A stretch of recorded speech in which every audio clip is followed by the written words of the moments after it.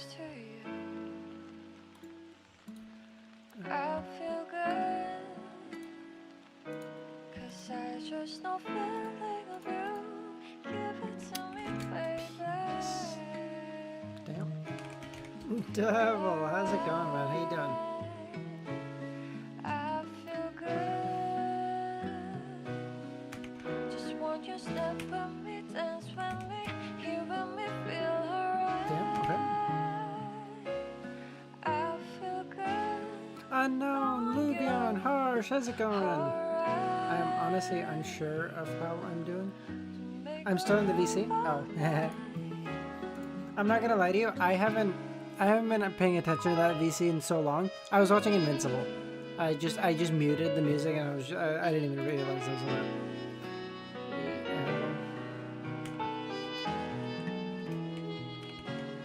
Close your eyes,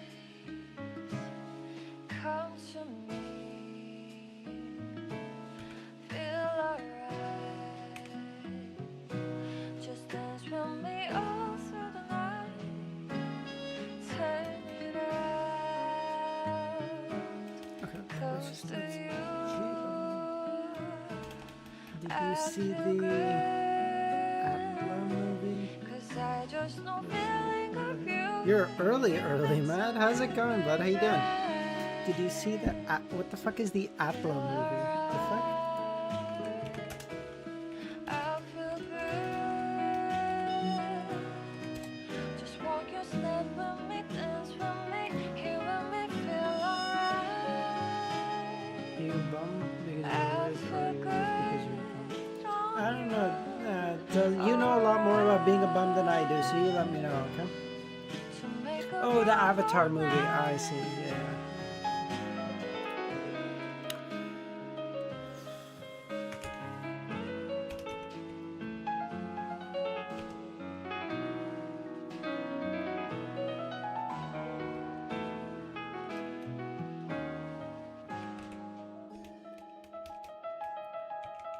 Feel alright.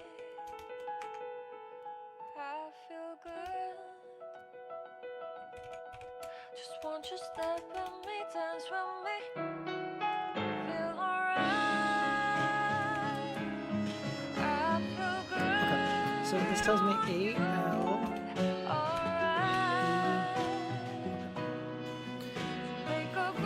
The guy that makes name is familiar.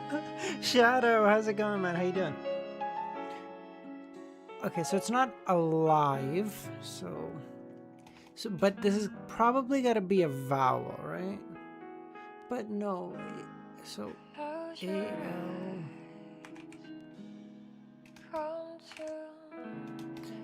Okay, after L, you'd have to have a vowel, right? There's no way you can do ALOE. Aloe? Shit. What the fuck is this word?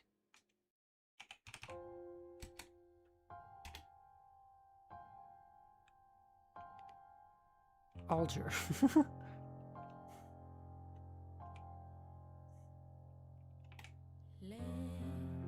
But does it have to be a vowel after L? It's really unlikely for there to be hit the dictionary. Unk, fuck you. It's just unlikely that after L there is a consonant. It's possible, it's just...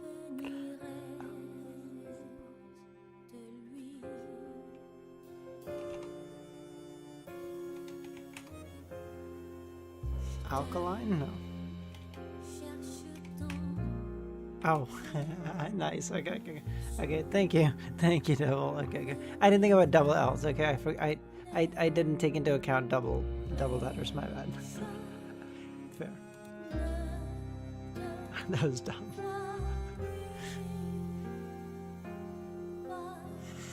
Shut up. Okay. Project position belt. Okay.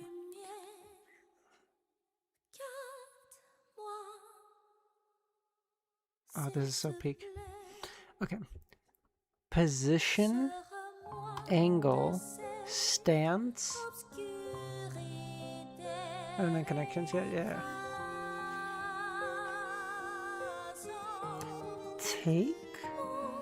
Oh, yeah. Oh, take. Oh, nice. Okay, yeah, yeah. Okay, okay. I didn't. Okay, nice. Cast, project, radiate, fly?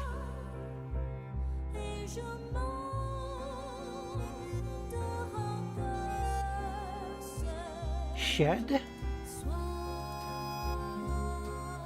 Shed. Nice.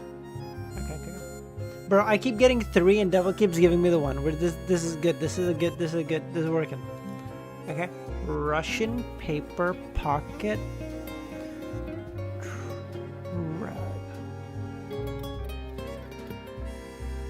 Paper airplane. No.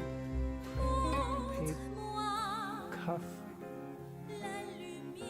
Off the cuff. Off the cuff. Out of pocket. Pocket belt loop feels like it should go together, but it's unlikely to. Cool. You think pants is a category? Maybe pocket belt loop, fly, cuff, pants. Russian paper rag troll.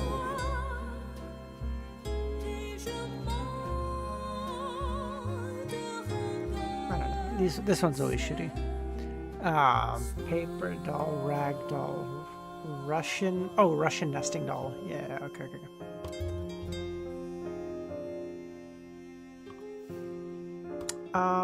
Let's do lexicon now, and then I want to do cuddle as well, and then we can obviously do chess before we start. Thank you, Zaza. Change your mind. Male, man. Man, human. Interesting. Regulate. Chris, how's it going, man? Regulate rule. Rule law. Law order. Law.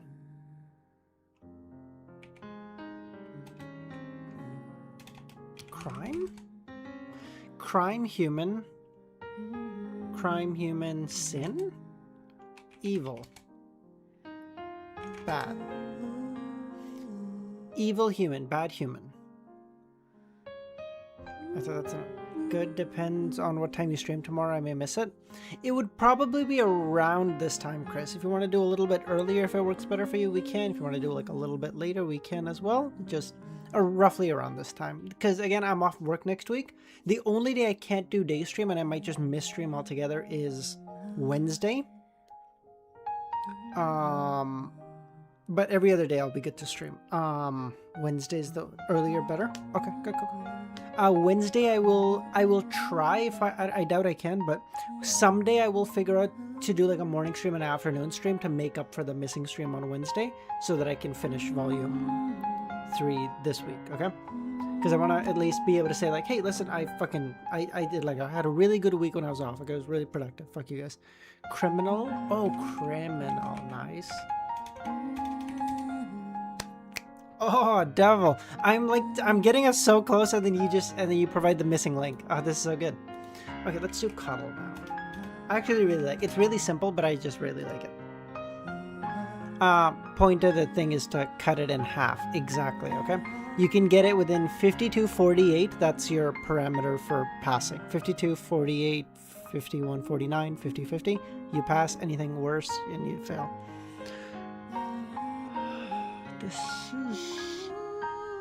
Okay, this one's hard. What the fuck? How do you cut? Okay. So if I get most of the, if I do like here, if I do like theoretically here, but that doesn't have enough, but the arrow, this doesn't have enough area to cover off the circle. It just doesn't. So I have to take off some of the, maybe this should maybe work. gonna go with this. Already? I'm gonna go with this.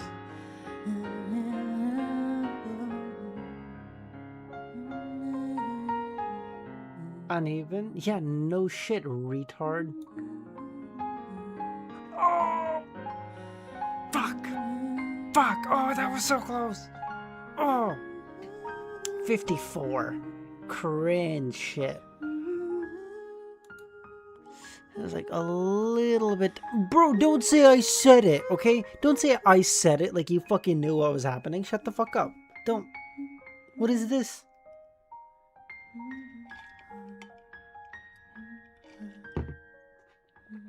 Oh, cringe. Alright, let's go over to chess. Any other daily games anyone wants me to play? I would have gotten it for sure. Okay. No. Zaza, pull it up right now. No. Pull it up. Do pip. What the fuck is pips? Do it right now. I fucking dare you. Go on. Oh, the Dominoes game. Okay. I've never actually played this. Oh, no. I have played this. No, we used to play this. Man, I was hoping for a 50. It was close. I am sick. Can't get up from my... Do it on your phone, you lazy bitch. Fucking me again doing it on my... Fuck off.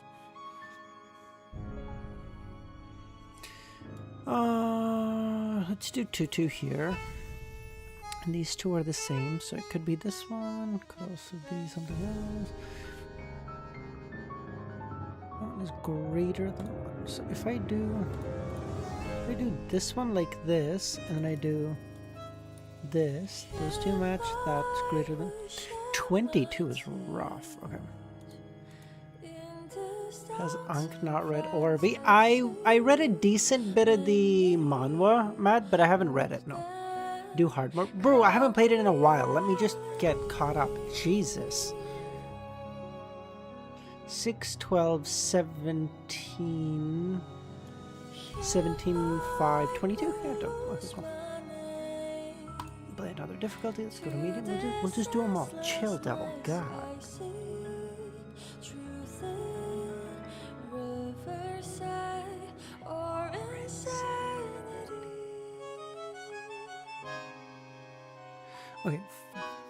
Okay, a lot of 5s, so I feel like this one... This like this here...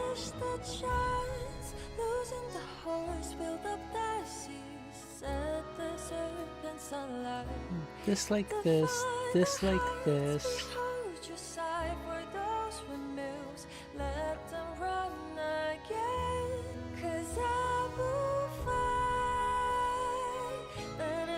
But then that doesn't work because then I need a 2 here, or I need something like this. But then that no, I need 2 here that are the same.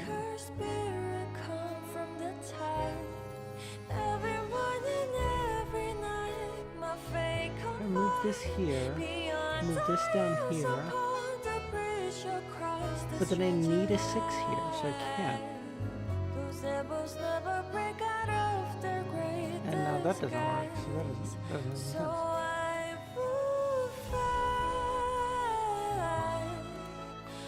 This one would need to be like this, and this. So this works, this works, this works. I'm sure you guys can hear my nephew screaming, but he's fine, okay? He's fine. Oh, here. Yeah, wait, what? Equal, greater than 6, smaller than 3, equal, 10, 1. Oh, this one doesn't work. Fuck. I need a 6.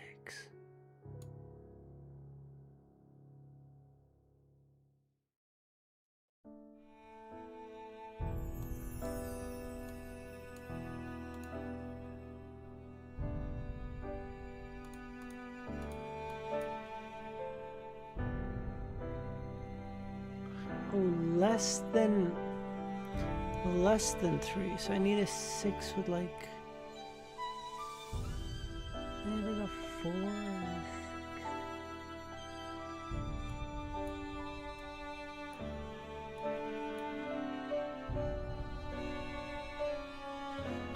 Cringe. Okay, yeah, no, we're just playing chess. Fuck you. Devil, you're a shit person for recommending that, okay? It's a shit game anyway. 4-6 to 4-10, at least 10? No. Chris, we're gonna try to get through at least 10 chapters today, okay? We're trying to do 10 chapters for the next week so that we can get this fucking shit done, okay? Trust. We're finishing this bitch, okay?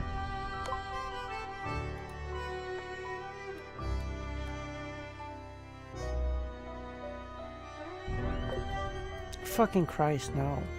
I go here. Doesn't matter. I go here. Oh. Nice. What are my chances to surpass unconcealed? I don't know, Devil. Or I don't know, Zelda. Pushkar, yo! How's it going?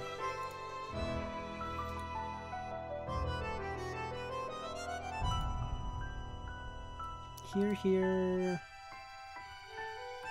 Yeah, no. Oh!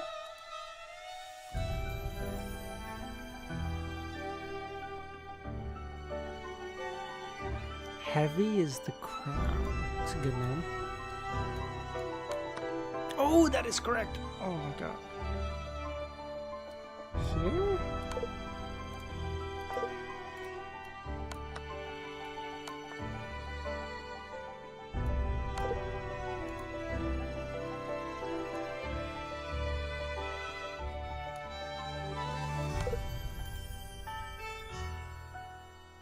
I don't have any other pieces that can attack.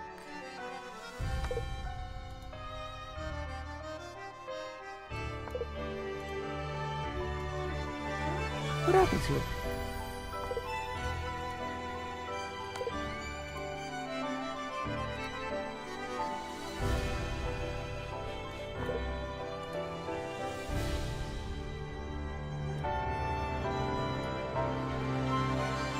Just finished the hard pitch. Okay, cool, man.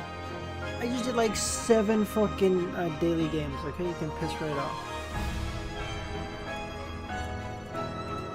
Okay, it is the rook again. Where am I going? Why here?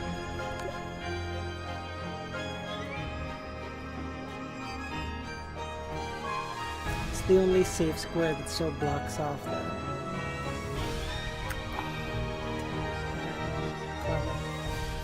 I mean, I did them for you. No, the fuck you did not, okay? You gave like the tiniest little hint occasionally, sometimes when I needed it, okay? Don't overstate your role, okay? It's unbecoming.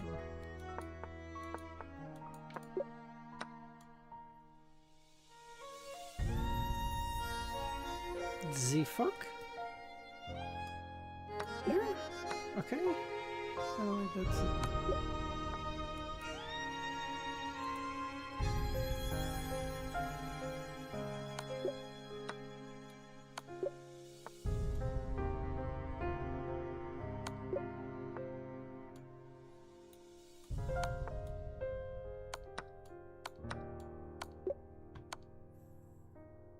Kami, yo!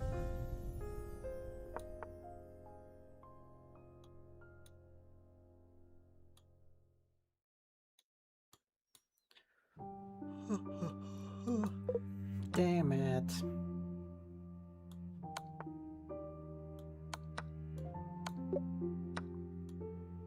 I wish puzzles told you the fucking solution for those ones that you get wrong, because like I don't know what I did. I don't know what I was supposed to do there. I just have no clue. And that's dumb because that's an easy puzzle, but fucking...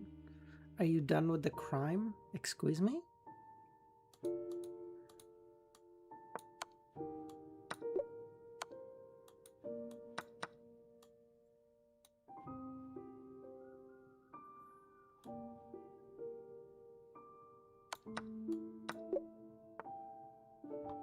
What I sent you? Oh, no. No.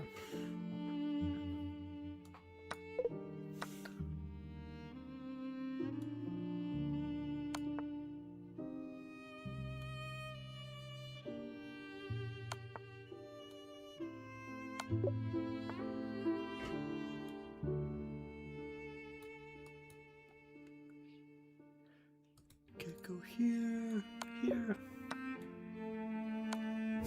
What? with this? Can't go here. Well, he can escape here, I guess. God damn. Okay, that was rough. That was genuinely rough.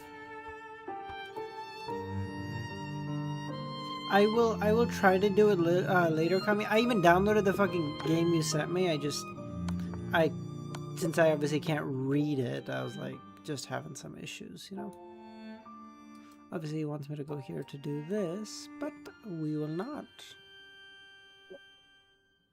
We will not. Whoa, whoa, whoa, buddy, slow down. Wait, no, I can do that. I'm stupid. I can do it. You have to push the pawn.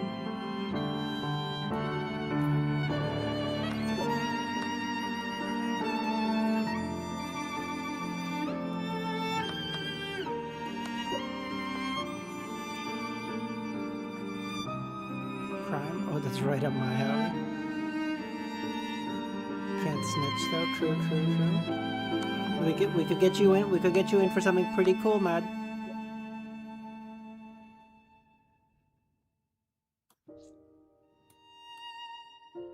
Would I recommend you do it? Probably not. But hey, shit, I ain't your keeper, you know? You do you?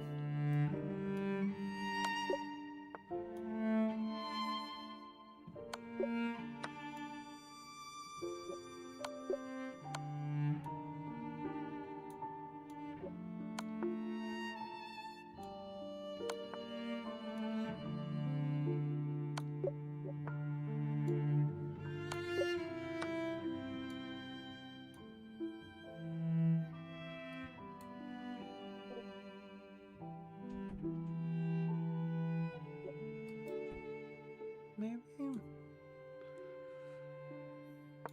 Fuck.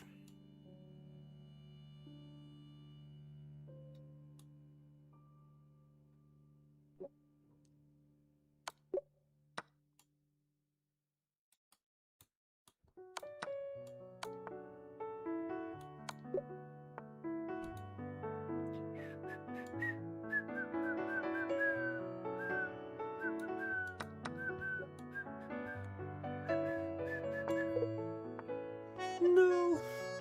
I'm messing up so bad. This is not good.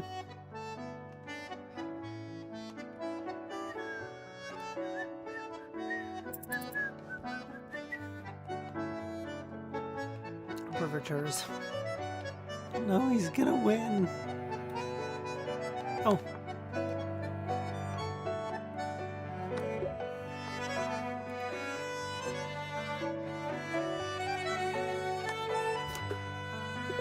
No! Oh, there was a chance. Oh, there was a chance. Oh, there was a chance. That was so close. I'm not built for pressure, okay? Okay, you guys want to watch me do something really cool before I start? Okay, Zaza doubted that I could do this, so I'm gonna do it just for the fucking giggles, okay? Watch this. I'm gonna try to no-hit Memories Genichiro, okay? I downloaded fucking Sekiro, re-downloaded it like yesterday night. So let's see if I can do this, okay? Let's see. I should be able to do it in 1 or 2 tries. Okay, don't call me washed, okay? Okay. How many tries will you give me to do it? The beating him is not the concern. To no-hit him. How many tries?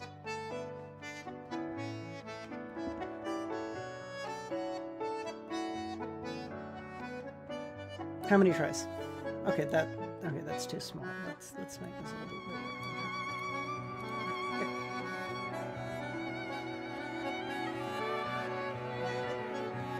Come on.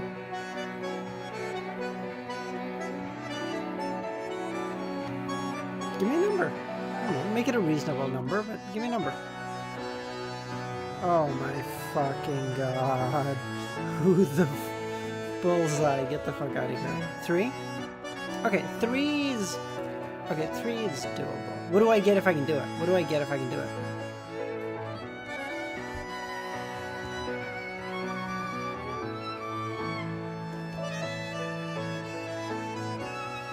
respect, not enough.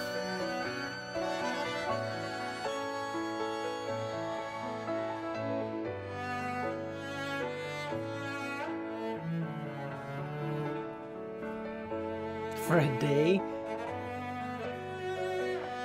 Bro, you could give me your respect for a lifetime and it would be not enough.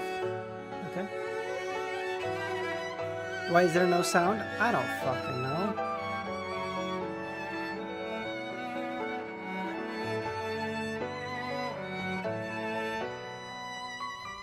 Is this a new Samurai Maid Cafe? Yeah.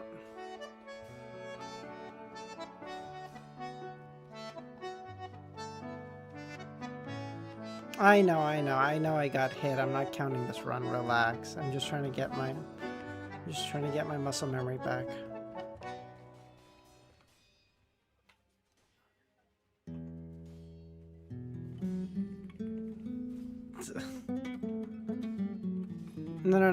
No stalling coming. Okay, maybe a little bit of stalling, I'm not gonna lie to you.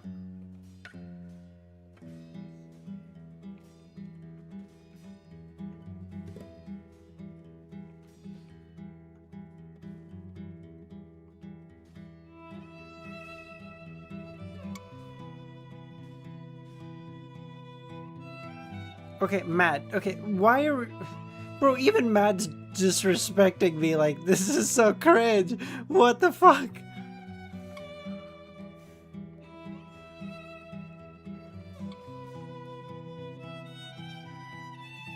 Get over here, pussy.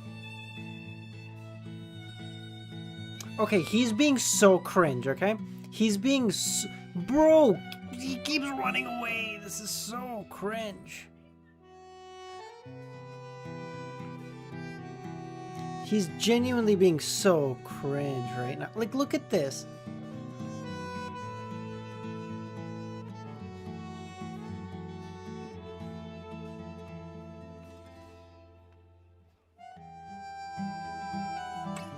He's just...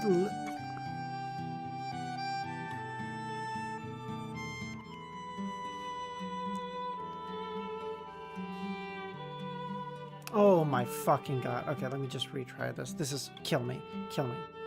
Genuinely. Just kill me. Just kill me. Fine. Oh my god. Okay. Let me just... Okay, you know what? Fuck it. Okay, I can probably do it. If I can't, as soon as I get hit, I'll just take the leave, okay?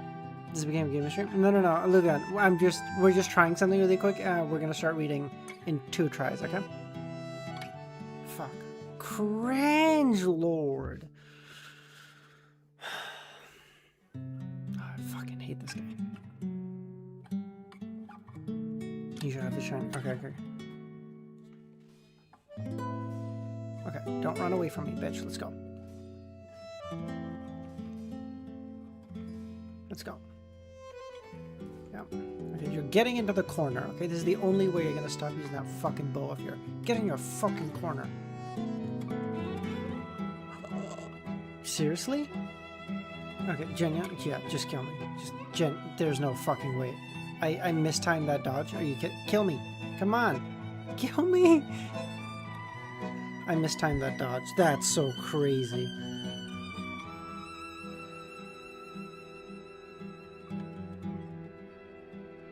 What? I know. Okay, hold on. I'm choking. I'm genuinely choking. Hold on. This is so cringe.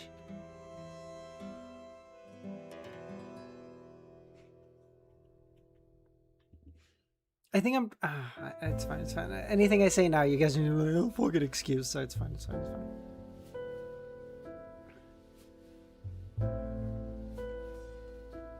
Dude, if my camera fucked me there, I was actually just gonna kill myself.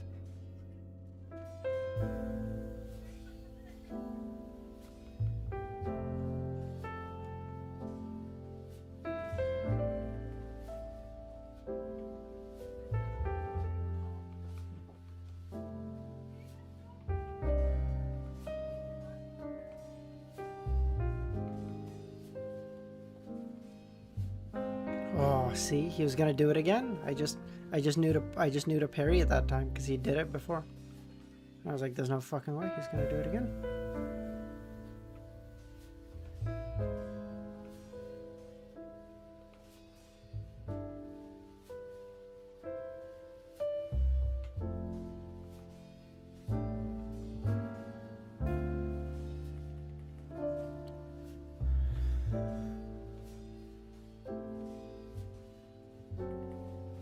Okay, phase two, let's go.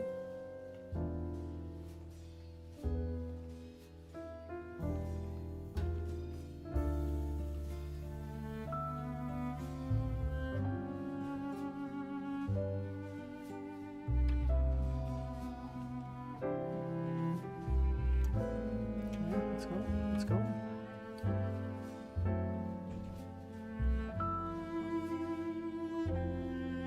No!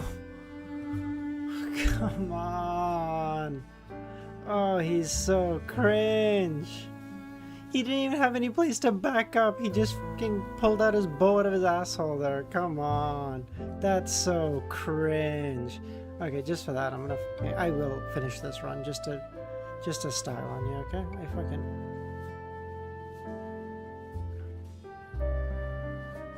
Oh, that's so cringe, dude. Gotcha, bitch.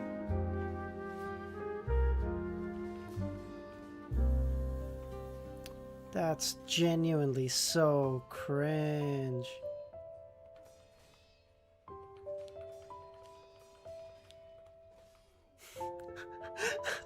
Of course. Oh, fucking course. Oh my god. I haven't died to this motherfucker in how many runs? Okay, yeah, of course, now. Yeah, okay.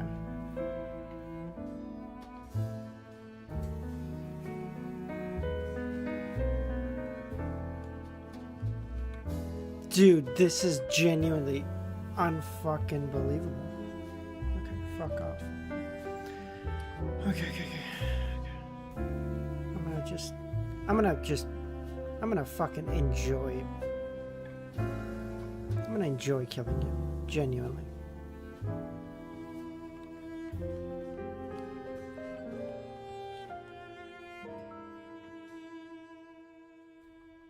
There's no skill for me to beat you anymore, but I'm still gonna enjoy this.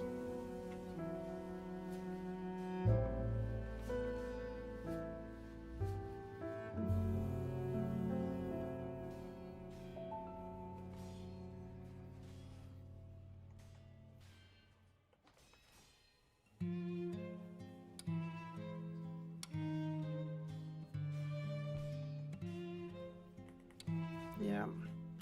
You guys are right, though. I am fucking washed. Jesus Christ, that was so cringe. Fucking Christ, die, you loser. Ugh. Got hit twice. What a fucking amateur hour.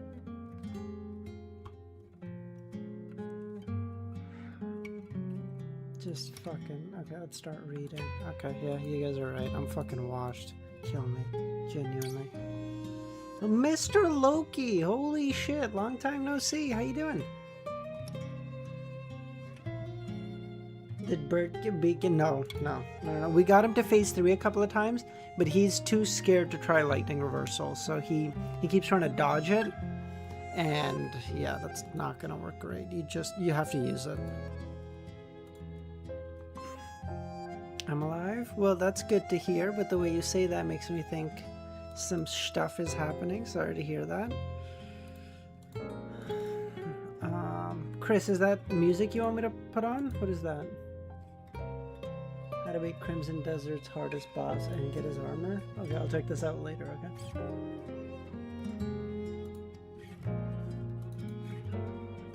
What chapter are we on? 406. Dope. Okay, let's go.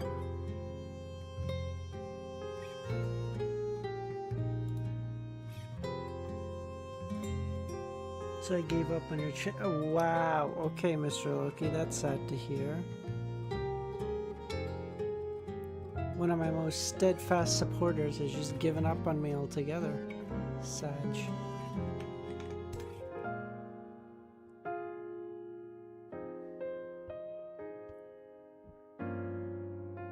Music change this chapter? No, I know, Mr. Loki, and I appreciate it. We just missed you is all.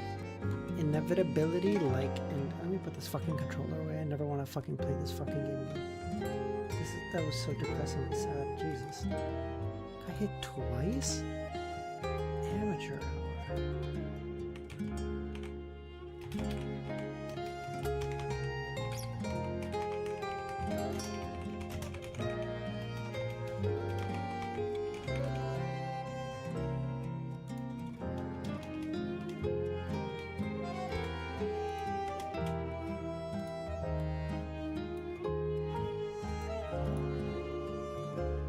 Wait, did you just say we met on Grinder once?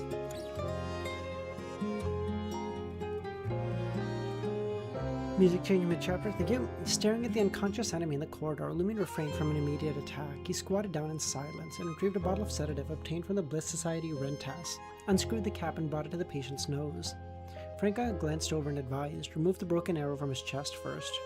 Or I think his body can handle most of the sedative's effects. Music a bit loud? Thank you. The grayish-white stone-like scales on the beyond are suspected to be I Know Someone, slowly dissipated due to the unconsciousness and spirituality brought about by the spell of Harumph. Lumion nodded and used the hand holding the bottle cap to remove the arrow. The question now is, how do we confirm if this guy is the real one? Franca breathed a sigh of relief. A powerful hypnotist can manipulate a beyond of the same pathway in sequence, altering their self-awareness and making them believe they are I Know Someone. They can substitute the real deal to appear on all sorts of occasions, completing different pranks and fighting any adversaries. Fuck, why does it feel like they're more troublesome than a marionettist? They're not. What Franca meant was that the enemy in front of her may be a victim. This possibility couldn't be ruled out, so she wasn't capable of steeling herself to kill him before channeling his spirit. Furthermore, Lumin's remaining truth serum wouldn't work in this case. A hypnotized person would believe that what they're saying is the truth. Lumin screwed the cap back onto the sedative bottle and thought for a moment and said, let's set up a ritual and seek confirmation from Mr. Fool. Since Loki can use Celestial Worthy to locate a member of the Research Society, we can employ a similar method to activate the special aura of I Know Someone. If it's there, he's real. If not, a fake.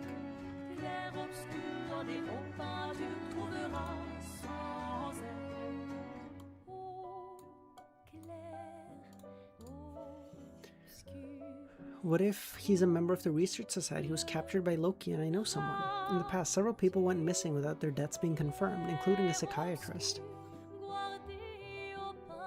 Research members have been hunted? Lumin pondered and said, if that's the case, let Jenna in. She might have some lingering good luck in this aspect. If she doesn't encounter anyone else, it proves that the unconscious person is I Know Someone. You are responsible for protecting Jenna. Tap 1 being Parasite, agreed? Like, as in most annoying sequence to fight? I think I'd probably give you that one, yeah.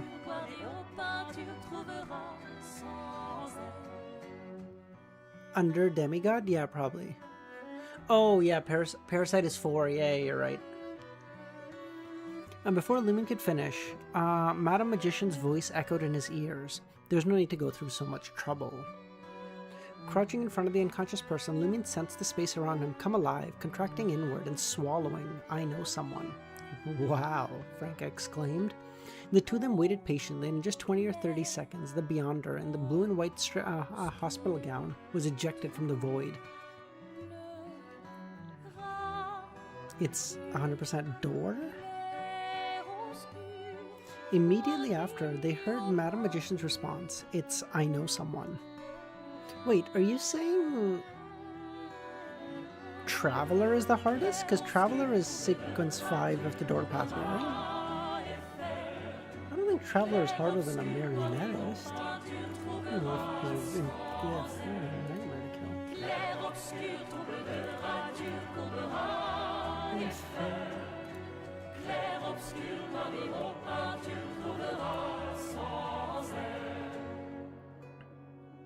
By the way, I'm gonna need to expand my table with all these bullshit sequences now. Shepherd? Shepherd's probably up there, but I don't think it would win. Hold on.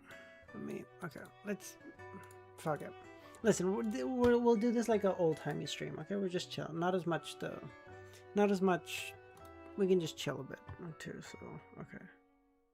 It's okay. So these are my original sequence list, okay? Okay, Shepherd definitely up there. Dreamwalker might also be really hard to kill.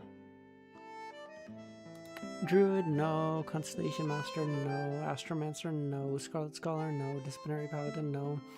Distortion, Winner is also difficult. Decent bit just because the sheer good luck is fucking annoying to deal with, right? Like, you go to kill him, it's like, oh, and suddenly your gun misfires. What? And you're like, oh my fucking god, cringe shit.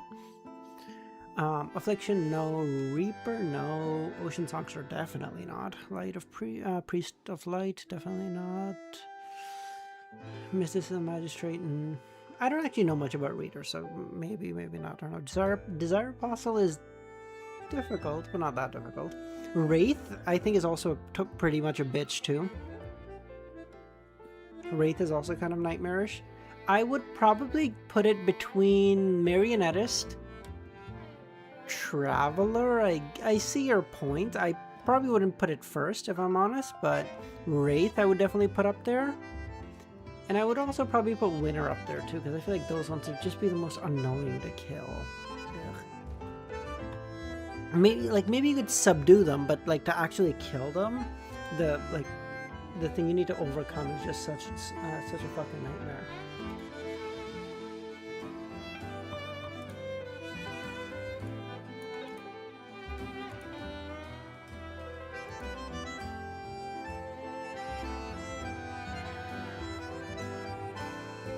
Beneath the crimson moon in the sky, the Delta Asylum loomed, its darkness even denser and curved into an eerie arc.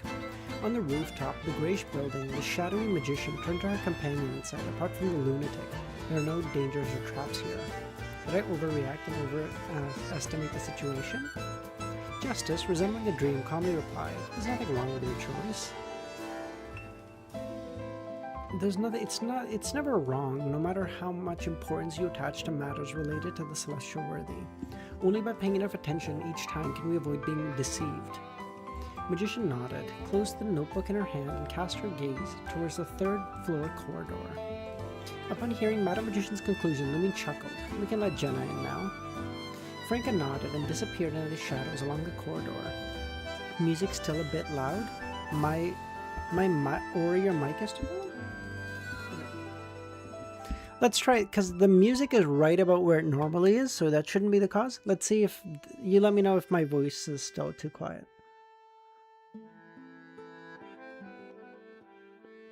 Going again, I'm not caught up to Wiz. Oh, Zaza, who's the fucking bum now, bro? Get fucking rolled, you bum. Get it together. You're not even caught up to COI to me? To little old me? You're not even caught up? Oh my god, that's depressing. Bro, I work. I got a full-time job. I stream. I was gonna say I edit videos, but I haven't done that in a while, so I gotta start to... Okay, this week, I swear to god, I'm gonna make like 3 videos, okay? I'm gonna finish the Volume 7 video this week, I swear to god. You guys have my fucking word. You can, I don't know, fucking put my head on a spike if I will get it done this week, okay? I swear to god. I have a something, Matt. I don't know if we have I don't have a label on it, but I have a something, okay?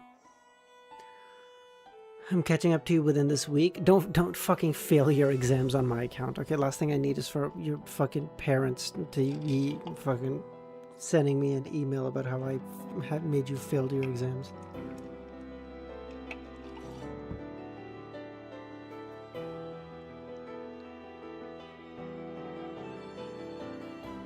Lumen looked down at the seemingly ordinary I know someone with a huge smile on his face. The smell and the effects of the spell of Harum should have worn off long ago, but the Bliss Society sedative was still doing its job.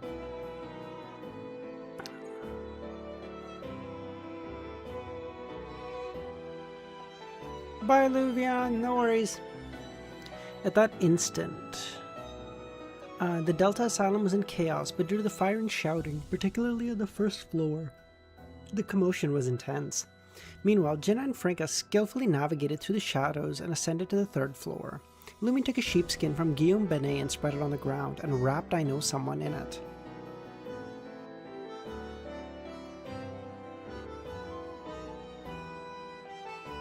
He carefully wrapped I Know Someone. Wait.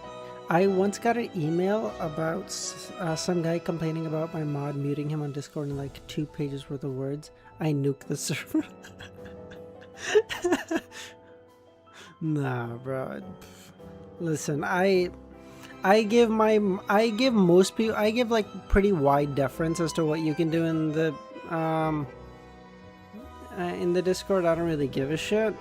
But obviously, if you're being like mean to someone or you're doing something that I don't consider okay, the only person who really does any mod stuff really is Romero, and that's not even true anymore because like our community is we know basically everyone here, so it's like it's kind of calm most of the time, so it's okay.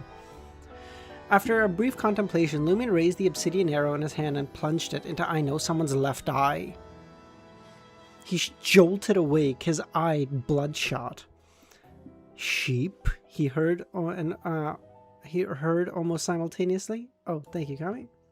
Bro, he's gonna make him into a blind sheep? Oh, for fuck's sakes, this music again.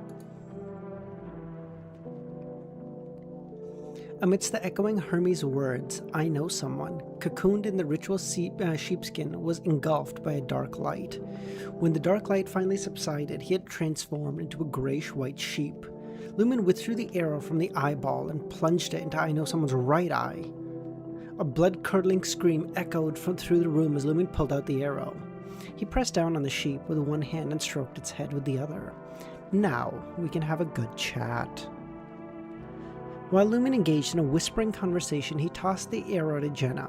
Next, Lumen procured an ordinary bottle of wound medicine and meticulously applied it to his eye sockets. He wrapped the other party's eyes in layers of bandages he had prepared. Only then did I know someone who had awakened from his coma and was enduring intense pain regain some composure. He tried to use his abilities, but to no avail. Bye, Zaza. Franca and Jenna watched Lumion intently as he continued to tend to the transformed sheep. I know someone, feeling a mix of curiosity and unease. Initially, Jenna had wanted to assist Lumion in extracting the information or exacting revenge. But now, she felt that this scenario was enough. She shifted her attention to the obsidian broken arrow in her hand, but noticed no negative effects. She wondered if it was one of the mystical items Franca had mentioned. As Lumion retrieved the brownish-yellow twine he had prepared in advance and began to wrap it around the sheep's neck, the doctor, alerted by the sheep's bleeding, arrived, with several guards. Franca and Jenna swiftly concealed themselves in the shadows while Lumion, disguised as her roar, calmly turned and led the sheep to the end of the corridor. Crimson flames erupted on Lumion's body, which had regained some of its spirituality, and blazed fiercely in the corridor. The doctor and guards dared not approach, witnessing a figure walking through the flames. The figure was guiding a sheep. It resisted, unwilling to leave, but the rope around its neck forced it to move. After being dragged for a while, the sheep, its neck tightening and its breathing labored, finally stood up and followed. By the time the flames in the corridor extinguished, sparing any damage to the rooms, the doctor and the guards had lost all trace of the man and the sheep. Am I hallucinating? Everyone found the situation so odd and unbelievable, they all shared the same thoughts. Meanwhile, the charred corridor stood as evidence that a fire had indeed happened, miraculously, harming no one. Leaving a guard to report the incident to the nearest police station, the duty doctor returned to his office. As he sank into his chair, he couldn't help but wonder, was that infernal... could it be that the infernal being associated with the fire has emerged from the abyss, in its signature to lead a sheep, the embodiment of flames? Hold on. Is the doctor thinking, like, did death itself, like, fucking come up from hell? Like, what is happening? His thoughts grew more fantastical with each passing moment. He couldn't help but shake the feeling that he would have gone straight to the cathedral to consult a bishop and padre rather than invoke the police. He heard a knock. The doctor on duty jolted and straightened up. "Come in, please," he said. The doctor's eyes froze as the door quaked open. It was the blonde devil, accompanied by the sheep. "I need to trouble you with something," Lumion said. "My sheep exhibits severe anti-human tendencies and extreme violence. I want to treat its mental illness." "Do you know how to perform a lobotomy?" No.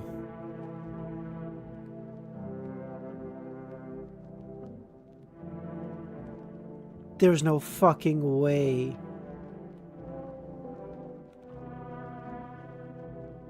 Dude, he's gonna fucking lobotomize him?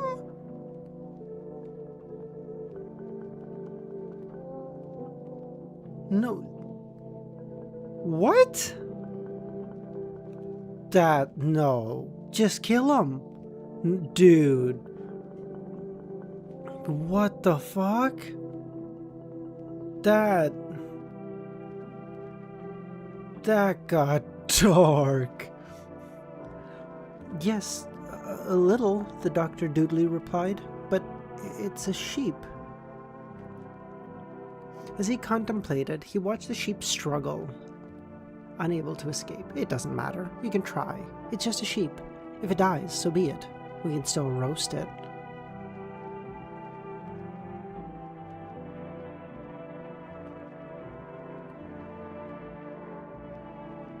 What the fuck?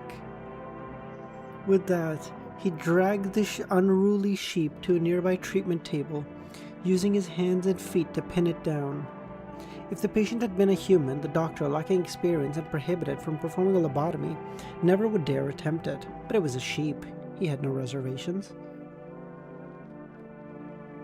In an effort to avoid antagonizing the devil and cooperate while awaiting the arrival of the police, the doctor duly approached. I need an ice pick.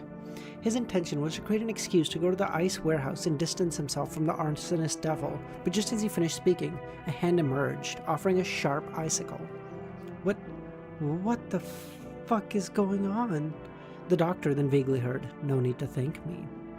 Numbly, he accepted the icicle and unwrapped the white bandage covering the sheep's head. The sheep's struggle intensified. Assessing the damage to its eye sockets, the doctor on duty inserted the thin, sharp icicle through the crack and manipulated it, stirring the brain's frontal lobe. After a few moments of struggle, the sheep fell silent.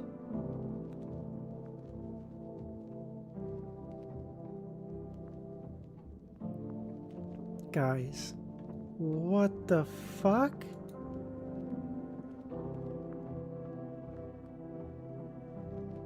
Bro, he blinded a man, then fucking lobotomized him. What?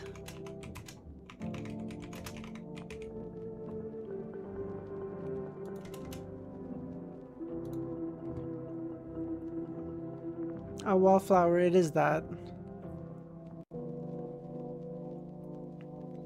After the surgery, the sheep stepped off the table, calm and docile, no longer resisting. The doctor felt like he was in a dream. The doctor watched in a daze as the devil guided the sheep, now cured of its illness, out of the room and disappeared into the moonlight. Wherever they went, the crimson flames ignited the white bandages and barely visible fur. In the flames, black fire flowed like a river, cleansing away the remaining icicles, footprints, and traces. The doctor felt no immediate danger and watched in a daze, as if enjoying fireworks. After an unknown period of time, the flames subsided and the police officers arrived. "What took you so long?" the doctor asked. "Son of a bitch," the leading officer cursed. "We were ambushed in the shadows. Someone was shooting at us." In apartment 601, 3 Rue de Blue Blanche, after securing I Know Someone to one of the dining table's sturdy legs, Lumion paid the sheep no mind, lay on the sofa, and pretended to be asleep. His appearance altered by lie, and the decency brooch had long been taken off. Lumion glanced at the sheep, which stood silently and didn't attempt to escape. "Aren't we going to interrogate him?" Frank asked. She avoided looking at Lumion because he had become so irritating that she felt like punching him. Even the sheep, now a pacifist, was willing to do the same. Lumion's voice remained calm. "I'll question him once I've regained my spirituality." "That makes sense. It's safer. After all, he is a sheep with a frontal lobe removed. He can't use his abilities or put up any resistance." Franca, dressed as in an assassin suit, averted her gaze and headed to the bedroom to avoid losing control of herself. She wasn't worried that any accidents may have occurred prior to the interrogation, leading to I Know Someone's bizarre death or him turning into a monster. Madam Magician and the Major Arcana holder had already confirmed his identity. They must have also seized the opportunity to gain some information. Jenna, holding the broken obsidian arrow, approached the divan and said, "Your trophy." She offered the obsidian to Lumion, who hadn't yet closed his eyes. Lumion didn't take it and said, "That is your reward for good luck." Wait, do you want me to read it, Mad? Why does he sound like a circus fortune teller? Jenna didn't refuse. It had to be said that after her companion advanced to a demoness of pleasure, even as a woman, she would blush and feel her ears heat up when she saw her change of clothes. After changing into comfortable clothes, Franca used magic mirror divination to get a rough understanding of her name, abilities, and negative effects of the arrow. Arrow of the bloodthirsty. Plunge it into the chest where the heart is and let it absorb blood. The user will gain potent self-healing and regenerative abilities, along with exceptional physical attributes, whether it's speed, agility, and the ability to communicate with animals, vision, smell, or hearing, all greatly enhanced, and their charisma will also receive a significant boost. In addition, the user will gain dark domain spells like Abyss Shackles, Claw of Corrosion, and Wings of Darkness. Negative effects. While in use, you will despise sunlight and crave blood. Your blood will continuously be drained by the item until you succumb to excessive blood loss. You must constantly monitor your condition and remove the arrow in time. The more you use it, the more likely it is to cause subtle changes in your body. If these accumulate beyond a limit, it may even lead to bodily collapse. Try not to use for more than 3 minutes at a time. It is best to use with intervals of more than 3 days. This way, your body will have a chance to recover and prevent mutations. Avoid using during a full moon. That's a good catch, bro. Some motherfucker missed putting that in. You use it on a fucking full moon and you just die immediately. Not a bad mystical item, Franca praised. Giving it back to Jenna. Carrying it doesn't have any effects. Such a mystical item could could fetch over 40,000 Vroldor at gatherings. Holding the arrow, Jenna pondered and said, "If I give it to you, does that settle our debt?" Don't worry. This arrow can significantly boost your strength, providing you with self-preservation abilities. You can sell it once your sequence had advanced to a point where it's no longer useful. Take your time in paying me back. There's no rush. Lumen slept until 6, feeling refreshed, but still with a slight throb in his head. As he stood up and looked around, he noticed the sheep had transformed into was standing quietly by the dining table, its eyes empty. Lumen chuckled. He had led the sheep into the living room and poured the remaining truth serum into its mouth. With that complete, he recited in Hermes, his grace, doing everything to keep Jenna in bed. True. A dark light flashed, and the grayish-white sheepskin split open, revealing I know someone's body. As I mentioned yesterday, we can finally have a good chat, Lumen smiled. Lumen retreated to the sofa and sat down, waiting for the truth serum to take effect. What is your name? What is your original occupation? And why were you in Delta Asylum? He began with the simplest questions, using the truth serum to guide the other's instinctive responses. My name is Pierre Tiaru. I was originally one of the deputy editors of Basic Medicine.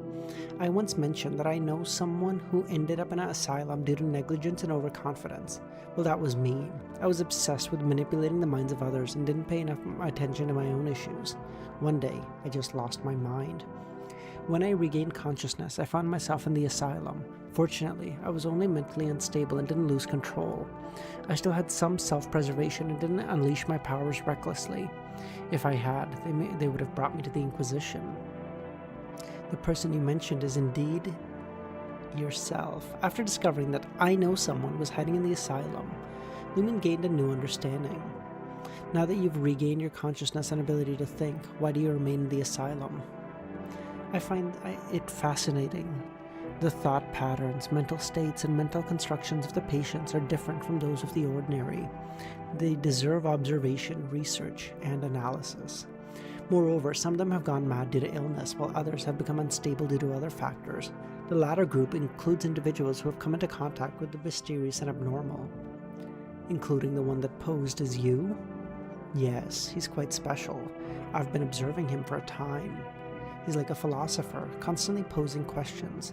Patients close to him, nurses who care for him, and even doctors who treat him have shifted their mental states gradually. They were also guardians with the hidden supernatural abilities lurking around him. We dealt with the guardians and worked to gain his trust. Everything went smoothly. We learned they were a part of an organization called the Entry Persons and practice a secret ritual known as the Midoro's Worship.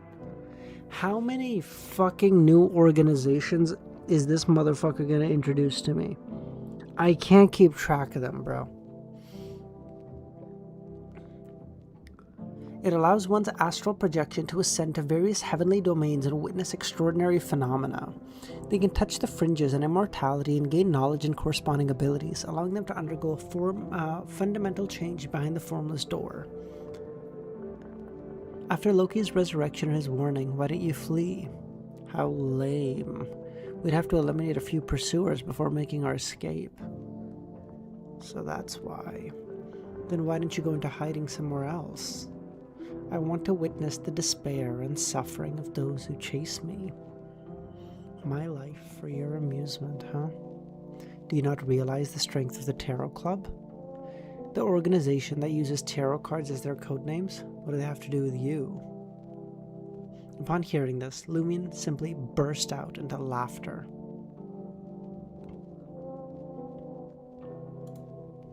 Okay, if we get to like 4:15, would that work today?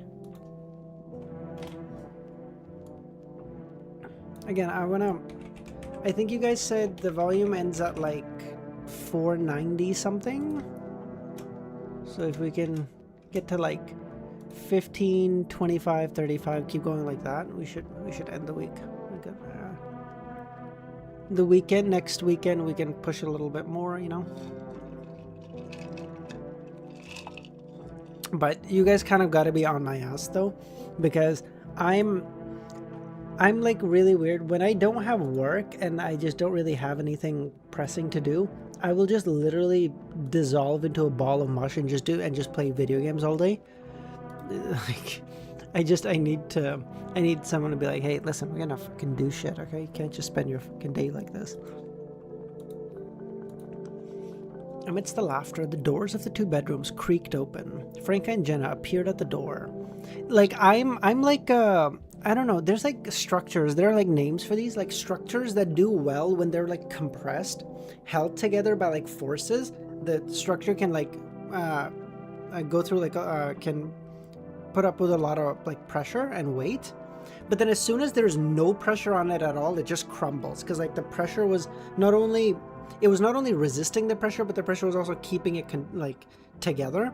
I'm like that. I can, if there's like 50 things happening, I can really work with that, okay? Non-neurotic, yeah, oh yeah, okay, thank you, right? But then if there's no pressure, I just genuinely have like, hey, you have a week off, you don't have anything to do. Like, I don't have work, I don't have assignments, I don't have homework, I don't have nothing. No, you don't have nothing. I'll just play video games for 20 hours a day and just do nothing. Oh, non-Newtonic fluid, yeah, the fluids that don't follow Newton's laws. Yeah, okay. Yeah, thank you, man. Yep.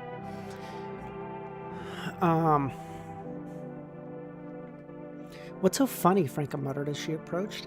How could he interrogate a criminal to get a reaction akin to watching a comedy performance? Ignorance can lead to many dangers, as can arrogance, and having arrogance and ignorance is almost irredeemable. Observing this, Jenna retreated and closed the door. She knew there were matters between Ciel and Franca that were best left unknown to her. Why? Is he so arrogant and ignorant? Franca asked. She settled into the recliner chair and fixed her gaze on I Know Someone. Lumion recounted how I Know Someone found it pointless to simply escape and insisted on seeking some amusement. Franca was left speechless. She couldn't decide if this member was a professional, committed to his principles, or simply a lunatic. Jenna is getting more involved in our affairs. Sooner or later, she will uncover our true fates and our organization, Franca said. It is simple. Mr. Fool is an officially recognized Orthodox god. In the next few days, take Jenna to the Levgeny docks and reveal who we truly worship and the blessings we receive. Ask her if she wishes to secretly convert. If she declines, that's fine. Okay, Franca nodded. Lumion refocused the conversation. Why were the lot of you targeting Aurora, Muggle? Because many members of the society were praising her, so we decided to embarrass her. What the fuck kind of logic is that? Franca blurted out. You want to tease people when they are praised? Breaking the idealized image in the minds of many people is part of our pranks. Their reactions bring us immense satisfaction. Franca's face flushed in anger. She wanted to unleash a tirade, but restrained herself. So do you even remember what happiness and joy are? Do you still experience them? Lumion let out a long sigh and said, and then, capitalizing on Muggle's visit to our team to trade, I occasionally offered her helpful advice. She began to trust me more, even sharing her concerns with me as a psychiatrist seeking solutions. During that time, I played the role of a credible source, all while collecting information and planning a prank. Eventually, I discovered that the body Muggle had inhabited following her transmigration belonged to a woman who believed in an evil deity of inevitability. Furthermore, she realized that her family, including her father, mother, brothers, and sisters, displayed odd behaviors. There were numerous unsettling details upon closer examination, enough to induce fear in anyone who delved too deep. So she found an opportunity to escape from her home. This bore a striking resemblance to a family I knew, with a female member who had mysteriously vanished. After that comparison, Loki, the family, and I confirmed that Muggle was the relative who went missing. Then one day, Loki provided the family's modified soul summoning spell and instructed me to sell it to Muggle. Drawing on my understanding of Muggle's psychology and emotional state, I meticulously crafted a persuasive argument, leveraging her longing to return home and her habit of searching for clues. I convinced Mad Lady to sell the spell to her. As expected, she began to suffer from schizophrenia. In a sense, Roche Louise Sampson came to life. In each subsequent treatment, I made her appear better on the surface, but her condition deteriorating with each session. At times, I even guided Roche's personality to emerge and engage.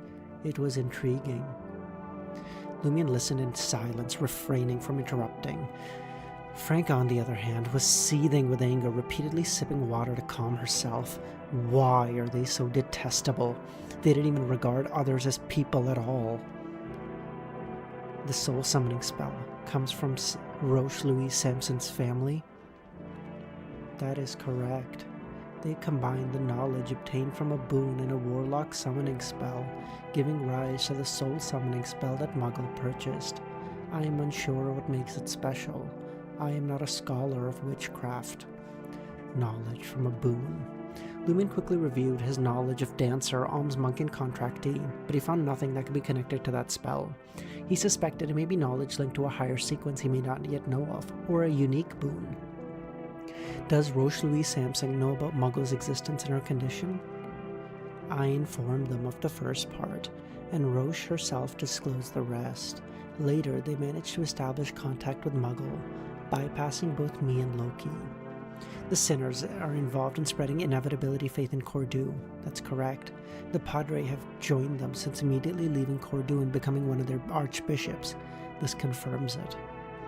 Lumion's emotions remain subdued, but his mind sharp. What are the names of the members of that family? Where do they reside? Are they affiliated with any organization? After I moved into the asylum, I lost contact with them. During this period, I attempted to locate them, but discovered they had already relocated. It seemed they were no longer using their original identities, as if trying to hide something. Roche's father is Voisin, her mother is Constance, her elder brother is Bliss. The Bliss Society? Bliss? Her elder sister's name... Sorry. I gotta get back into character, okay? Her elder sister's name is Annette, and her younger brother's name is Arthur. They are all part of a branch of the Sampson family. However, I do not know their current names.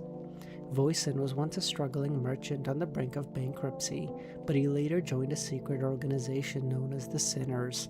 Miraculously, he escaped his financial woes and regained success. He has had numerous businesses, with the most notable being the Voisin Cafe, that doubled up as a hotel, restaurant, and various functions. It was frequented by high society, but before they relocated, these businesses were sold. You guys can tell, right? I'm trying to keep my intonations very muted. So normally, because as we speak, okay, Matt, you're a fucking bitch, bro. You're a fucking piece of shit for that. Fucking dickhead. Because like as we speak, our intonations rise and fall, right? Like where we want to put emphasis and stuff. But like someone who's lobotomized will speak in a very tone deaf way. There'll be no intonations anymore. It'll just be in the same consistent. You fucking dickhead. Oh, that was mean. That was good, but that was mean as fuck.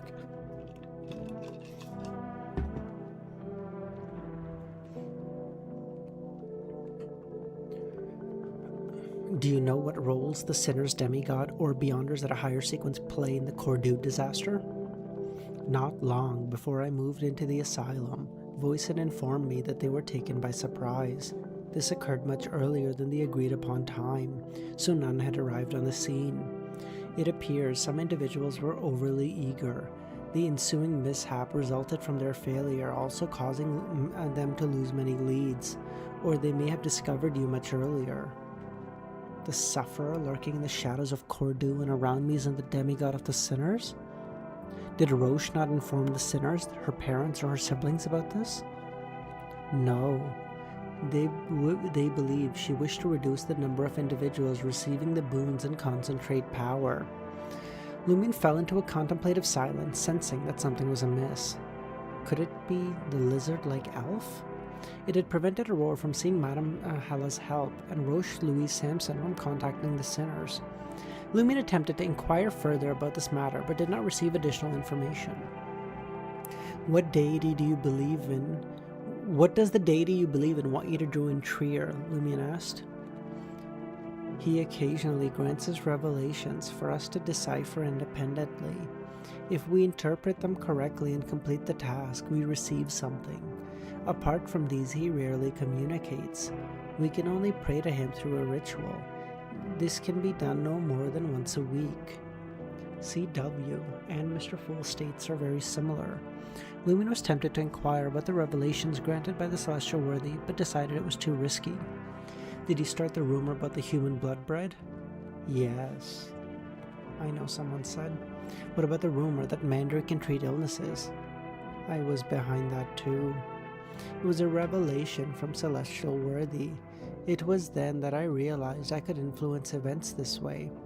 After some time, rumors of the human blood bread began to spread. The Mandrake rumor is a revelation from Celestial Worthy. Will there be any hidden dangers in using this? Lumion contemplated the idea of warning the naive vampire. He circled around and inquired about other revelations about the Celestial Worthy. He didn't obtain much information, and moved on to the last topic. Tell me about Mad Lady, Ultraman, Hisoka, Loki, and the Bard. Okay, so what I'm gonna bet on right now is we will probably kill... The ending of Volume 3 is probably going to be killing Loki. I would bet Loki's still here. I would bet that fuck me, dude. Old habits. That Lumion will probably become Sequence 6 soon. And then he'll kill Loki. And then Volume 4 will be him traveling to kill Mad Lady, Ultraman, Hisoka, and the Bard. That's my guess. And I'm sticking by it.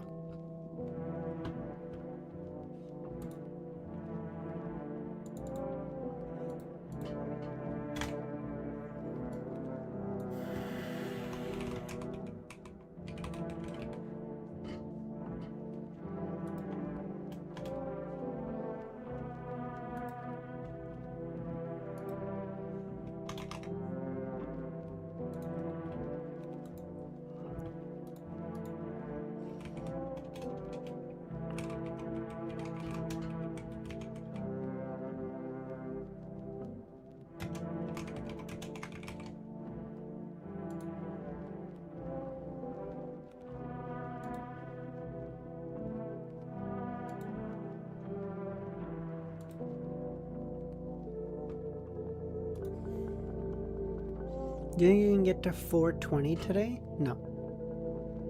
Can I? Yeah, probably. Do I want to? Probably not. No. Okay, can we... Okay. Okay, let's do 2 more chapters, and then there's one more daily game I want to play. I've never played this, but I saw a streamer that I watched playing it, and I want to try it. I feel like I'd be really shit at it, but I want to try. I know someone calmly said, Mad Lady is probably a traveler. Damn. Loki is a... Sorry. Mad Lady is probably a traveler. I have no idea where she lives. Loki is a Sequence 5 marionettist of the Seer pathway, but I suspect he wields more powers from the celestial worthy than us. He can access resources unbeknownst to us. He even owns a mysterious ancient castle, Dylan, hidden somewhere.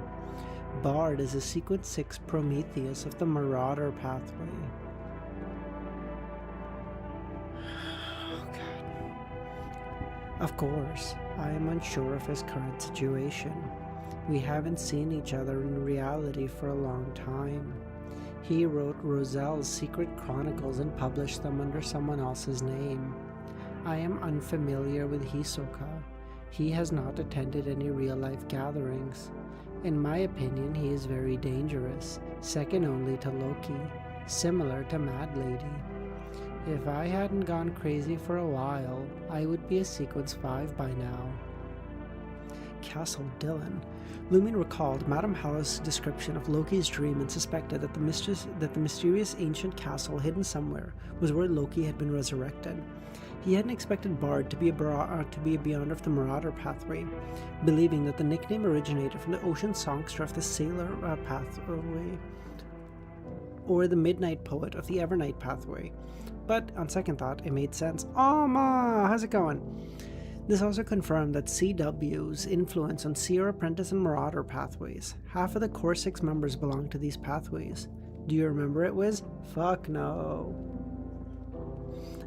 After I know someone, finish speaking? Franka asked, who else in the research society is involved with this? I know Pettigrew is one. Pettigrew? I thought he was making fun of his height with that nickname. But he's mocking his identity? Before finding the organization and joining the research society, he already knew Loki. As you all know, Loki can use the Celestial Worthy's power to sense transmigrators, and Pettigrew is also in this area. He first became Loki's subordinate before joining the society, and was assigned to another team. He named himself Pettigrew because he wanted to play a prank and reveal the truth.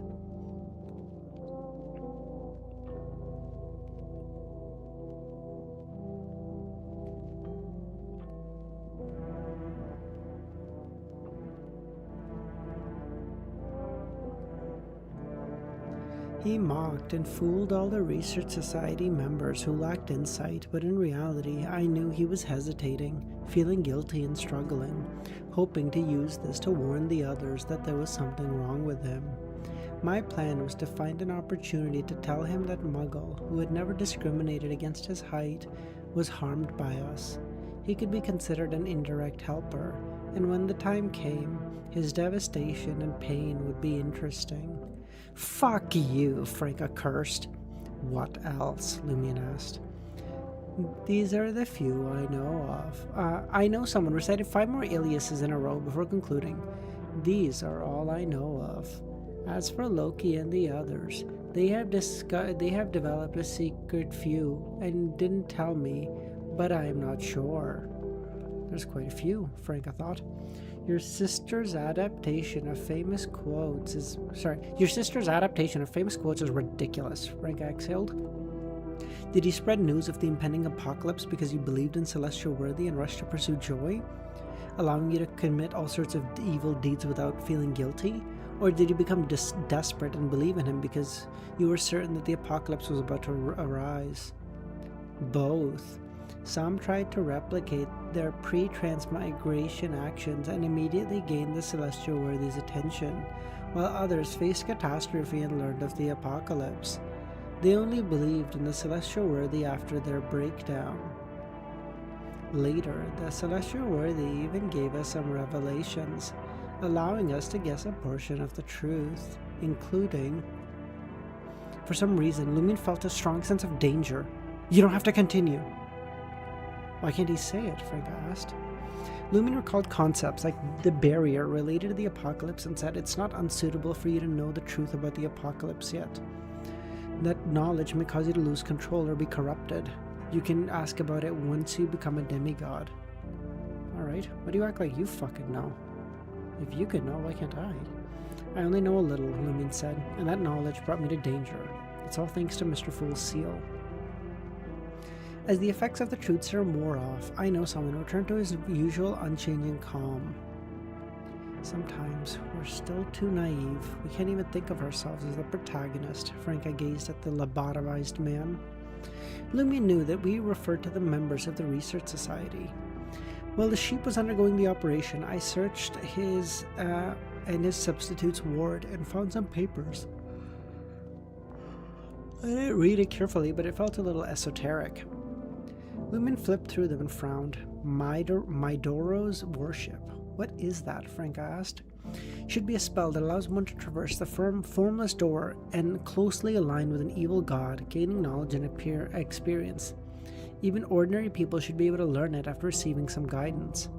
Lumion put away the spell, and although he didn't know how to use it, nor did he need to, he could still grasp the knowledge.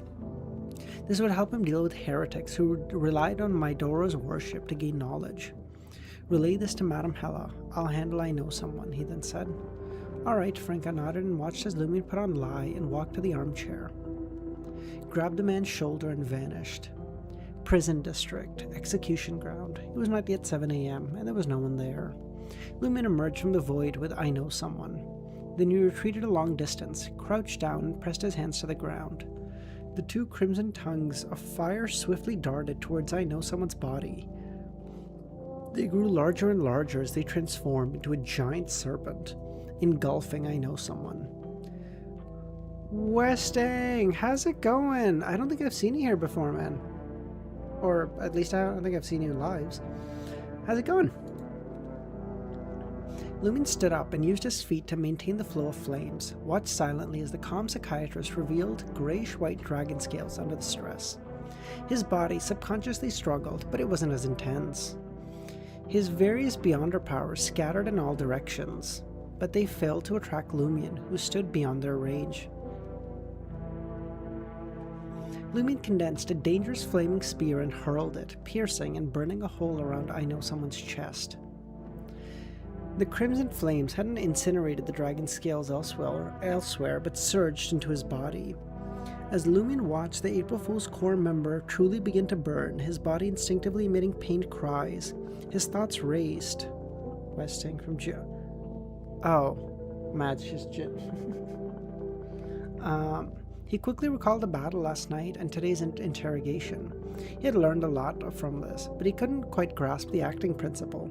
Flames aren't just lethal, but they can also be used as a deterrence, intimidation, and a signal. It is necessary for a pyromaniac to combine them with traps. As the flames engulfed I Know Someone, Lumion felt as if fire was burning in his chest. Anger, satisfaction, and catharsis. At that moment, Lumion's pyromaniac potion digested a little more. Just as it had been after the battle, after the previous night. They're only nice when you're new, West. So, you know, like with friends, the first time you meet everyone, they're like very amicable. They're like, hey, like nice to meet you. How's it going? And then once you actually become nice, they're just dicks. Okay, they're really mean. They're meaner to me more than anyone else, but that's a separate issue. So if you could speak to them on my behalf, I would appreciate that, okay? After an unknown period of time in an uninhabited execution ground, I Know Someone ceased to struggle, lost his body, and his body was charred as it cracked apart. Ankh lying again. You're an Ankh, bitch! Fuck you. Okay. Now Can we do one quick daily game? I just want to try this. I've never played it, but this feels fun. This feels like it'd be fun, okay? So you have to basically you have to recreate the sound that you hear, okay? Easy is good. Same 5 tones, the whole world. Yeah, this is good. Okay, hold on. I need to get both my head, but just don't mind. Mad, you're integrating into the community quite well.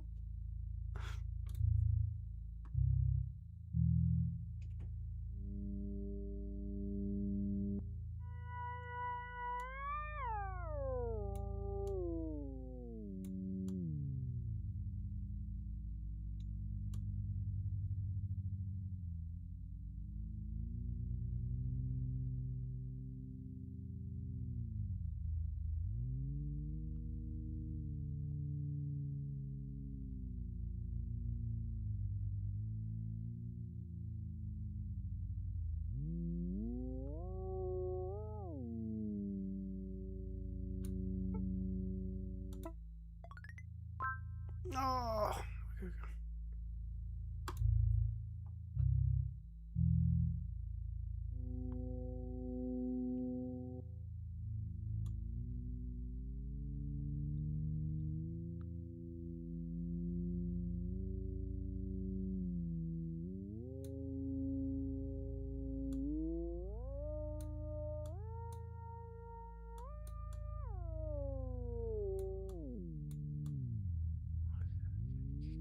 Hold on, I can get them.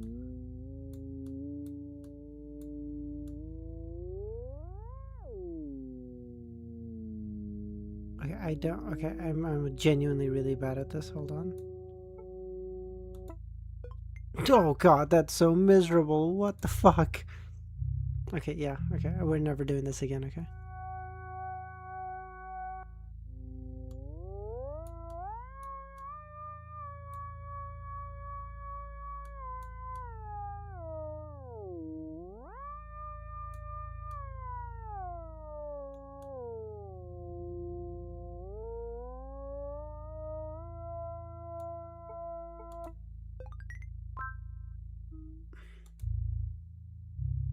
Listen, anyone who wants to shit on me about it,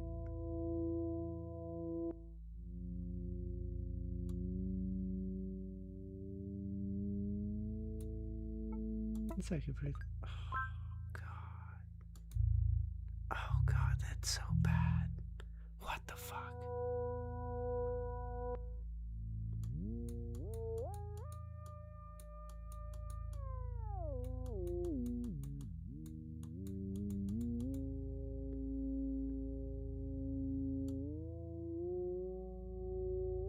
Okay, Matt. No. Okay, no. I'm gonna send you the. Okay, I'm gonna send you the link on Discord. Okay. Fucking when I'm done stream, I want you to fucking. You're gonna do this bitch in the fuck. You're gonna do this bitch in VC. Okay. You're gonna share your screen, motherfucker. I will. No. We'll see how you do. Okay. No. Oh yeah. Oh, you fucking bitch. Oh, then. All those washed allegations. Oh, buddy. Such an yeah, fuck you too, dick. You see? Everyone wants to shit on me, but when it's time to put up or shut up, everyone tends to shut up. I see how it is. Cool.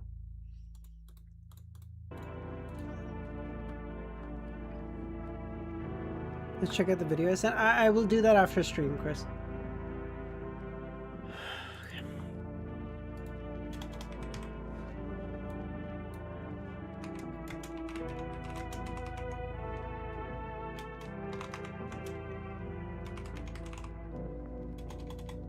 Am I fucking stupid?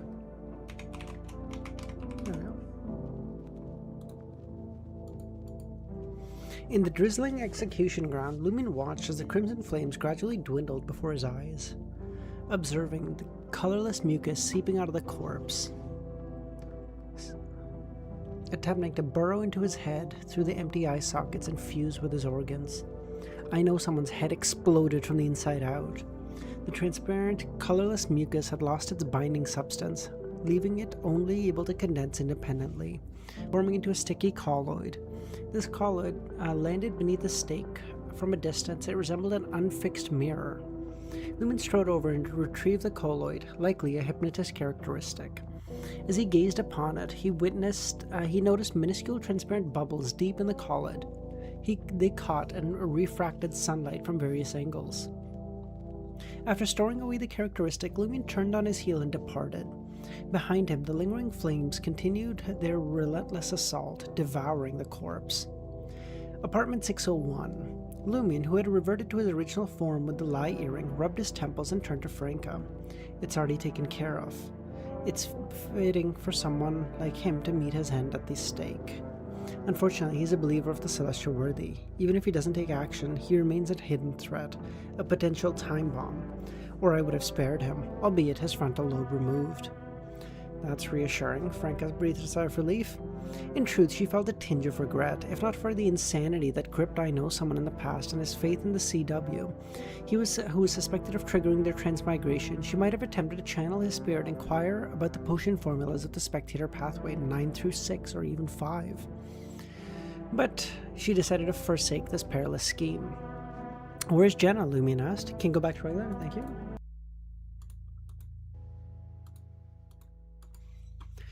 She's gone to the theater. She's much more diligent than you in digesting the potion. After venting the flames within me to battle and carry out the execution, my potion has been significantly digested. At this rate, it should be fully digested in the next 2 months. No problem, Franca said. The characteristic of these followers of the evil gods have eluded the grasp of high-ranking individuals. I wouldn't dare possess them myself. There's no need to think about repaying me. Dealing with him was also a mandate from our society. Where are you off to? Lumion asked.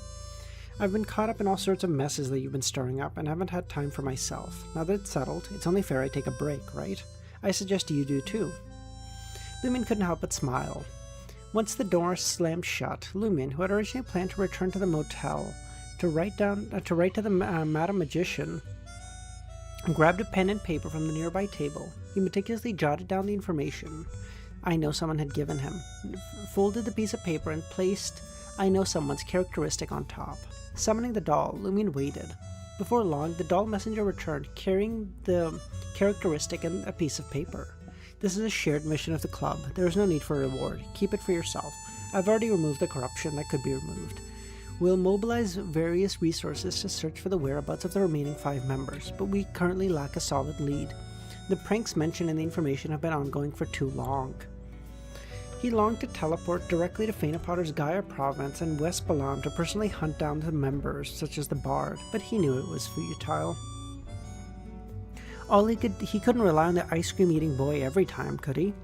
All I could do now was wait for the Tarot Club to uncover leads. The only person I can track down at the moment is the writer of Roselle's Secret Chronicles. If only they met the real author, Bard.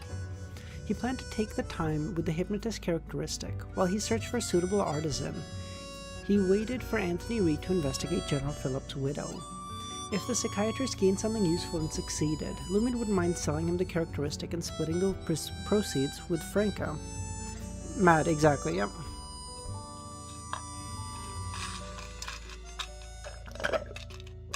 Oh, for fuck's sakes. I had to go make some coffee soon. If Lumion found a suitable artisan before, he could designate the item he crafted as a common resource, allowing Franca, Jenna, and the others to use it as well. After tucking away the characteristic in a concealed pocket, Lumion exhaled and leaned back in his chair. Only then did he hear the growl of his stomach and realize the hunger. Since waking up at 6 a.m., he had been engrossed in the interrogation, execution, and letter writing. Honestly, leaving me alone here, as if I live here, Lumion mumbled to himself as he got up and ventured to the apartment kitchen. Scanning the area, he spotted a few potatoes. Following the process, he ignited the stove, heated the pan, added some oil, sautéed and tossed in shredded potatoes. Once I was ready, Lumion toasted 2 slices of bread and poured a glass of milk. Sat down on the dining table and sandwiched the crispy shredded potatoes between the slices of toast and savored them. Bro, this is what the average English person has for lunch. Fucking bland potatoes with toast. Just nothing.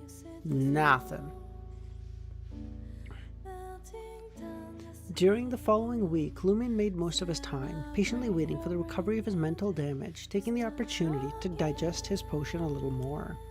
In the midst of this process, he also managed to report to Mr. K about his recent activities. Members of the Savoy mob were surprised. Their boss unexpectedly appeared for 5 to 6 days in a row and had stayed for extended periods of time. Compared to before, of him being unavailable, it was as if there was a double. Like, unironically, you go to the UK and you're like, hey, so like, what's like a good breakfast for you? And they go, beans on toast, mate. Okay, cool. That sounds pretty healthy. What do you make the beans out of? Oh, well, we get a fucking can that's been on the shelf for fucking 8 months, right? It's got fucking beans, some water, a lot of preservatives, and you just toss them straight onto your fucking toast, mate. The fuck did you just say to me? And you enjoy eating this? Oh yeah, it's fucking brilliant, mate. The fuck are we talking about?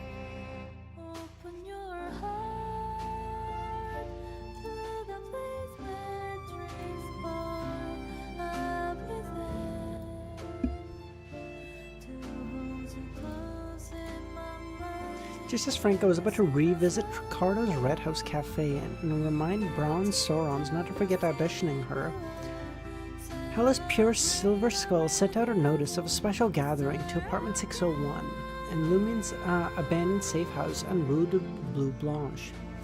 It had been a while since Lumien had visited the safe house. If Franco hadn't inquired about the letter upon receiving it, he might not have even been aware.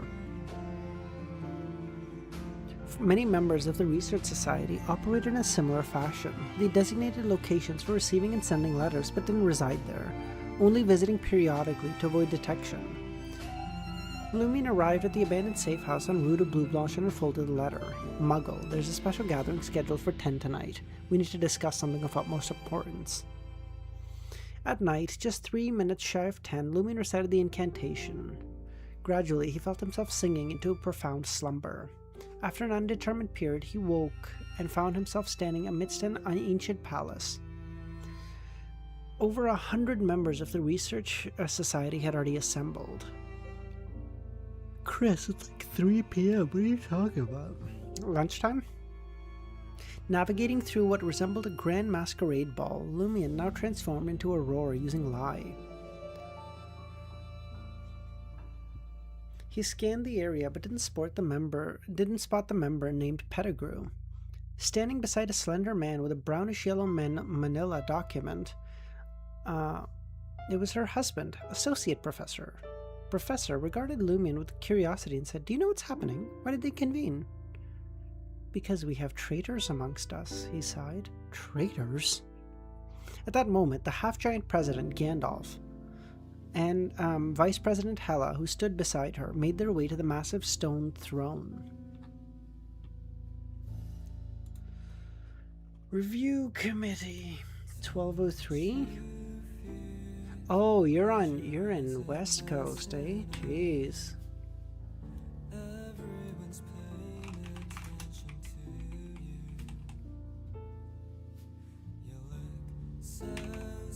Is this how you spell committee?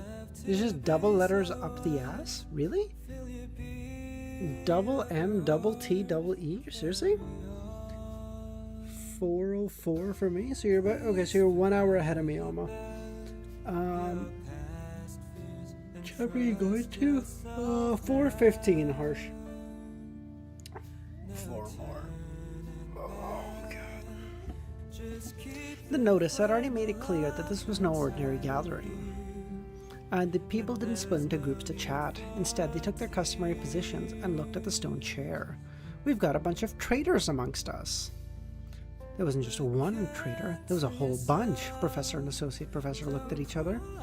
The ancient palace, though dilapidated, exploded with commotion. Some members skeptical, while others instantly wary, suspicious of everyone around. As they whispered, Hella said, "First, let's have one of our victims share." Her voice wasn't loud, but it cut through the silence. She then turned her gaze to where the academy team was positioned. Lumien confidently ascended the steps. On April 1st, I acquired a spell known as the Soul Summoning Spell from Mad Lady of the April Fool's team. We need emotes of Lord of the Mysteries? Alma. Excuse me?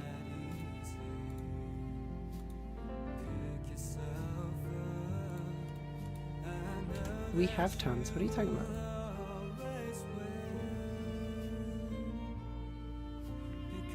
Without any need for amplification, Lumien's imitation of Aurora's voice harnessed by the concealed power that saturated the nation of the Evernight. It was evident that Hella had lent her assistance. Upon hearing this revelation, most members shifted their attention to the April Fool's team. They noticed the conspicuous absence of Mad Lady. and a significant number of her members. They could now infer which group the traitors were affiliated with. Those who had been pranked by the team couldn't help but feel a sense of vindication. Lumin continued. He didn't immediately divulge Loki and I Know Someone's confessions. Instead, he reconstructed Aurora's emotions. The trust he placed in I Know Someone, the yearning for home, the obsession with clues. Her soul, her memories after using soul summoning spell, and the split into separate personalities. Lumin's agitation grew as he spoke. He even choked back sobs of it a few times. Part of this stemmed from his frustration. He had failed to notice anything. His relaxed demeanor around those close to him had caused him to overlook subtle changes. Simultaneously,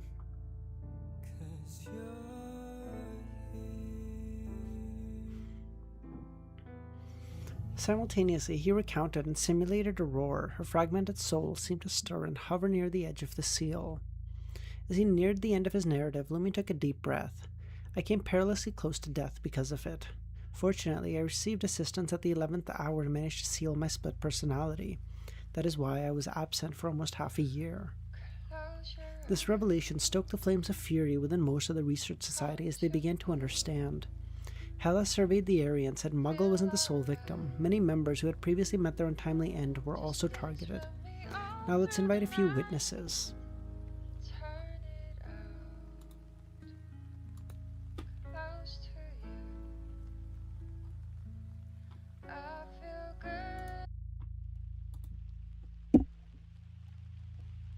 Wait, you made the Leodero meme, man? Oh shit, that's based as fuck. Close your eyes, come to me, feel alright. Just dance with me all through the night. Oh, look at that, it's sunny out. Fuck. That's awesome. After the witnesses concluded their accounts, President Gandalf presented the evidence, including the diary and items, and said, according to I Know Someone's confession, we have managed to eliminate Loki's accomplices who were embedded in other teams. Among them, Pettigrew took his own life, overwhelmed by guilt. He was a good person, but lacked determination and courage. If he had reached out to Hela or me earlier and hinted at the situation, many events could have been averted. Everyone, we've only dealt with these accomplices known to I Know Someone. It's entirely possible that there are still a few spies embedded, loyal only to Loki. I propose the formation of a review committee consisting of Hela, myself, and 3 other members who have already undergone mutual reviews.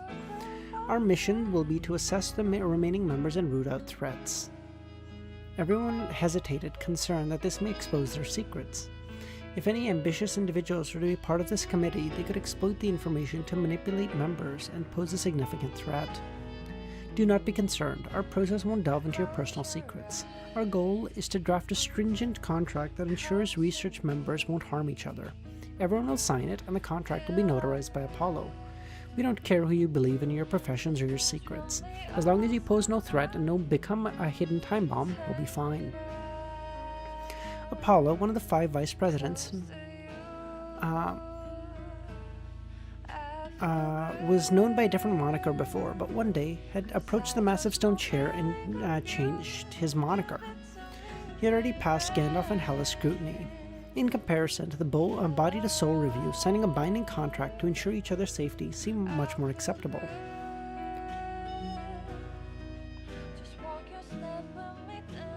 After a few shows of hand, the review committee was officially established.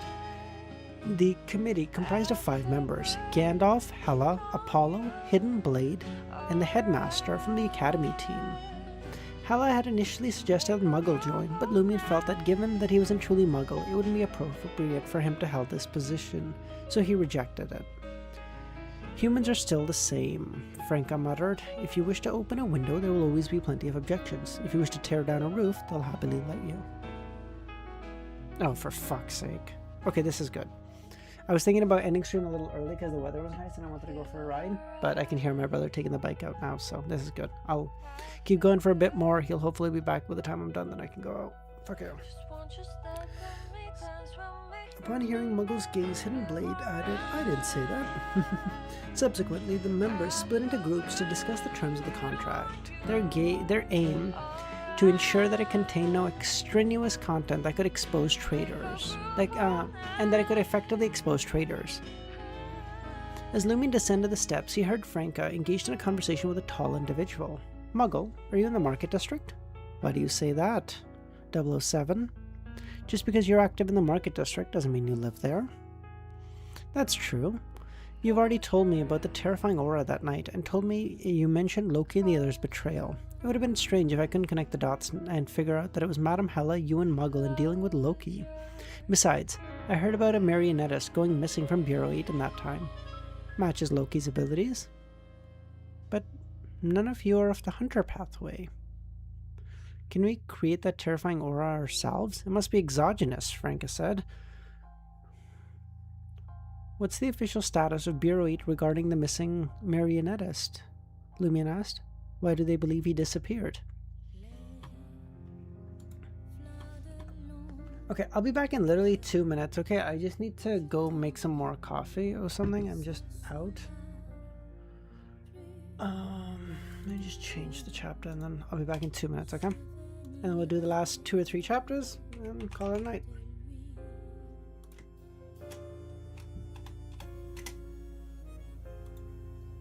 Harsh, kill yourself in a video game.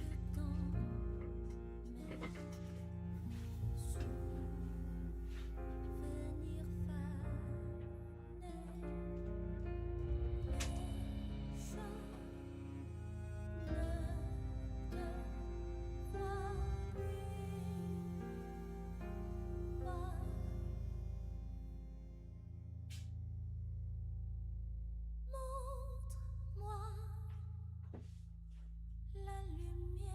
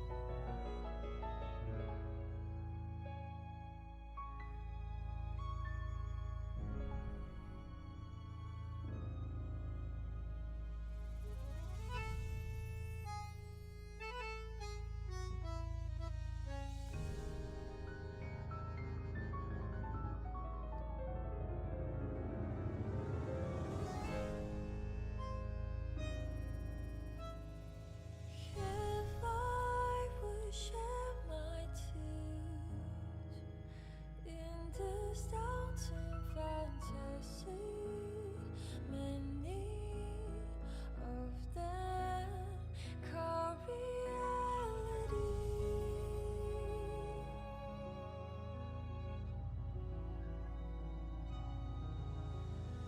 If I would lose my name to this senselessness I see, truth in riverside or insanity.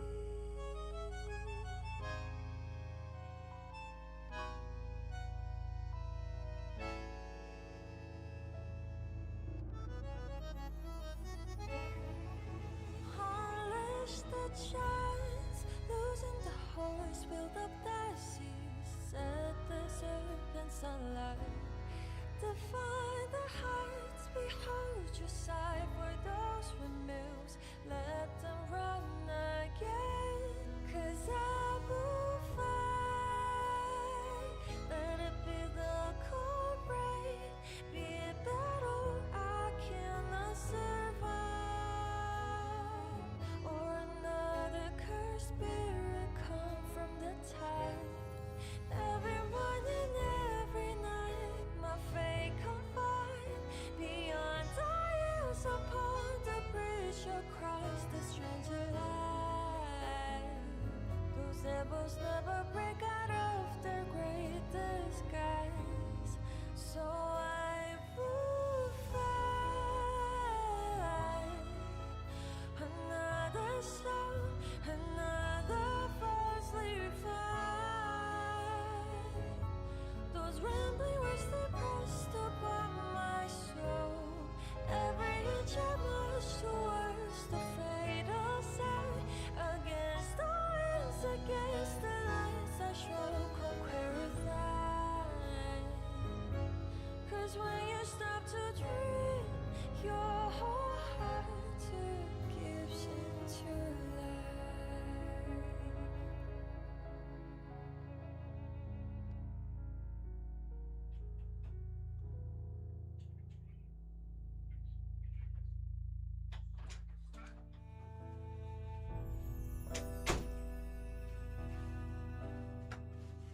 Oh God! All right, I'm back. I'm back.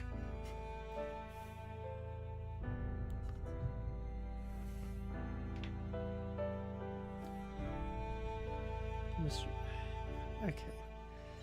Wow. All right. Yeah. All right.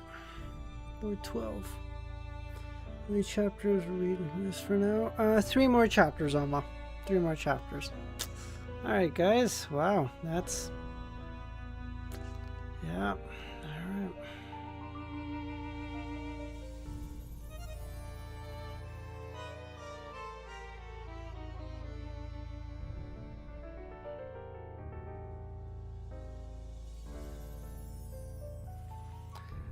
Wearing a lion headgear, 007 took a moment to think before speaking. I've only heard rumors that the marionette disappeared with some classified information. That's not true, Franca replied, dropping the act.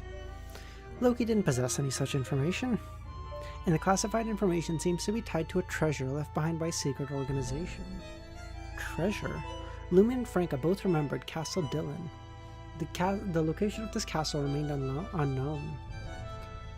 There are also members of Bureau 8 who suspected that the aura from that night is connected to that marionette being missing. An intelligence officer named Antoine has repeatedly been asking for more details. Antoine. He believes Loki's disappearance wasn't random, but something must have happened to him. Lumion made a note of the name. It's best if you avoid the market district, 007 said. Hidden Blade has stirred up trouble there as well. It's quite dangerous. Who said that? Security is clearly improved, Franca replied. Ever since she and Lumion had taken down the leaders of the Poison Spur mob, the Savoy mob had taken control of the entire district. The frequency of fights, shooting, and killings had decreased significantly. Big Yahoo? Okay, I was gonna say something, but that doesn't look good at all, it's fine.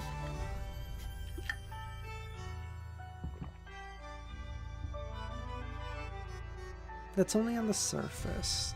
There are more incidents involving supernatural than before, 007 said. I wonder when I can get a long vacation. Lumion, in the role of Muggle, conversed with 007 for a while before returning to his team. Professor spoke. I was worried something happened to you due to Hidden Sage's worship, or Hidden Sage's whispers, and you needed some time to recover. Who would have thought it'd be Loki? Have you noticed that the Hidden Sage's whispers have taken on a disturbing change in recent months? Nothing much. As you know, I was affected by the spell in the first few months of the year. My mental state was already unstable, and recently, I have sealed a part of my personality. The issues with my body aren't fully resolved, and I've already digested a warlock potion. I was planning on gathering ingredients for advancement, but I don't dare do so for now.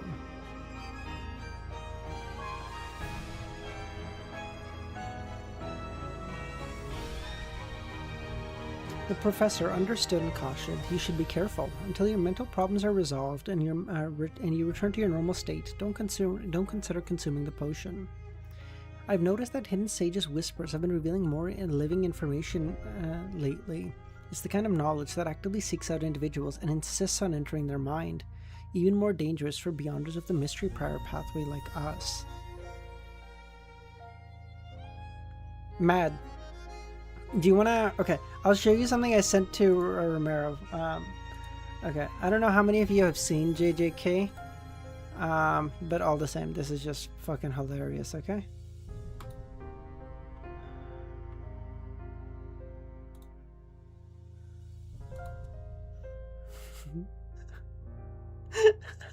The reason Yuta is strong is because someone said Yuta is strong to Takaba and he laughed.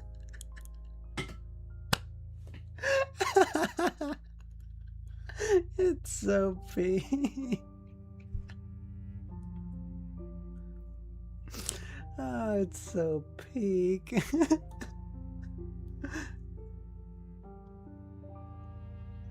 And then, okay, this one is not, this is Kashimo Slender, but Kashimo group up as civilians into bunches of 5 before killing them, so it looked like he was killing sorcerers.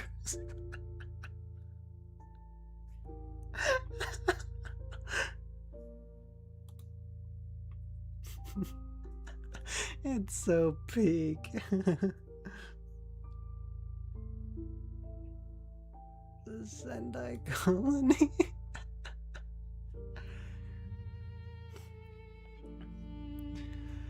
Yeah, that's so good. I'll be cautious, Lumion nodded. Professor didn't press any further and continued discussing the specifics of the contract with Associate Professor. Muggle also took part of the conversation. It took more than a half hour for the teams to gather their members' opinions, document them, and submit them to review. After careful consolidation, adoption, and rejection, along with collective discussions involving all members of the Research Society, the terms of the contracts were finalized. It wasn't clear if everyone tacitly agreed to enter the Nation of the Evernight, but the gathering included transmigrators, even if there was no requirement for members to be of the same kind or come from the same world. Hela was aware of this but chose not to bring it up. This allowed Lumion to meet the conditions and willingly comply with the contract's restrictions. He wouldn't secretly investigate the backgrounds of the Research Society members and wouldn't harm them. However, there were exceptions. The contract granted the committee the right to investigate suspected members, but they couldn't pass judgment or make decisions unilaterally. They had to convene a special gathering and inform all members of the situation. Each member would then vote on guilt and suggest a rough range of punishment. Loki and the others who were currently being pursued were no longer protected. After the contract was approved, Franka, who stood beside Lumion, sighed and said, once everyone signs the contract, the society will truly become a secret organization. It was too lax before. Many matters relied on everyone's self-awareness. After all, you didn't come together for anything significant before. You lacked a strict hierarchy. It's only natural that you had the freedom to do as you please, Lumion said. A loosely organized group could only mature gradually after weathering various challenges. As Vice President Apollo drafted an extensive mythical contract, the various teams consumed their daily discussions.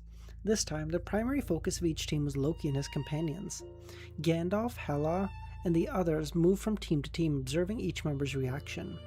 Suddenly, a society member disguised as a horse, the society member disguised as a horse began reciting the incantation to leave, a beyonder from ancient times. The voice echoed in the castle, but before the figure could vanish, his eyes closed and he fell asleep. Traitor! They all cursed. This individual had been one of Loki's accomplices. With the mole incapacitated, the committee resumed. 15 minutes later, the contract, as large as 2 dining tables, was produced, bearing the signature of a notary. Exhausted, Apollo drank a potion provided by Gandalf to alleviate his fatigue. In the following period, members of the Research Society ascended the steps one by one under the careful eyes of the committee, read the contract, and signed it. During the process, the fog outside the ancient palace grew denser to avoid external interference. Once all the members had signed, 3 more traitors were exposed. All of them transformed into a torch of light after signing, and while another attempted to abduct his companion next to him, only to fall into slumber. Seeing this, the third simply chose to confess. After a vote, the one who confessed was handled by a hypnotist to erase relevant memories, was expelled from the society, and the remaining 3 turned into characteristics. Dude, that's such a hard way of saying we killed him. They turned into characteristics. Hela concluded, Gandalf and I will investigate the family situation of these members. They are ordinary people and there are no issues. I suggest auctioning off the characteristic for money and providing compensation. This compensation wasn't a reward for their wrongdoing, but a way to assist the relatives of the family members. Many members of the society had transmigrated 5 or 6 years ago. Some had wives and children. Upon hearing this, they were moved and felt it fair. Lumion also had no objections. In this time, Lumion visited various teams, following Franka's guidance, and identified 2 artisans capable of crafting items. He didn't rush to interact with the artisans and entrust them with the hypnotist characteristic. Instead, he planned to wait for Anthony Reed. The assistance a hypnotist could provide far exceeded that of a corresponding item. Due to Loki's incident and the exposure of hidden traitors, many members of the society lost their enthusiasm and chose to depart. Associate Professor and Professor, who had initially intended to organize an academy team gathering, abandoned the idea as well. At noon, Lumion casually arrived at Salle de Barbry. Upon entering, he spotted Christo, the short smuggling leader. Got into trouble? Lumion asked. And he thought, this guy's a Sequence 8 beast tamer. Beyond that, Sequence 7 vampire. With his appearance, I wonder how the potion will increase his charm and height. There is something I want to ask you. I can't make up my mind, Christo asked. What's the matter? The Trier Cave Association invited me to join them. Why do you think they're interested in me? The Cave Association was a group of people passionate about exploring and studying caves. Over time, it expanded its scope by including mining and Druid mine owners as well.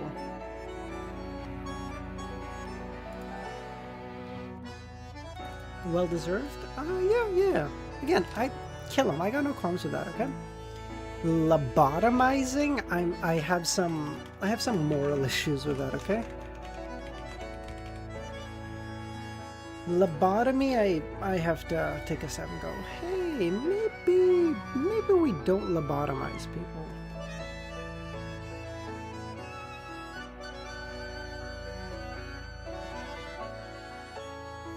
Upon hearing the name and their invitation to Christo, Lumion didn't feel puzzled. Instead, he recalled a secret map of Trier that had once been seen from Martin.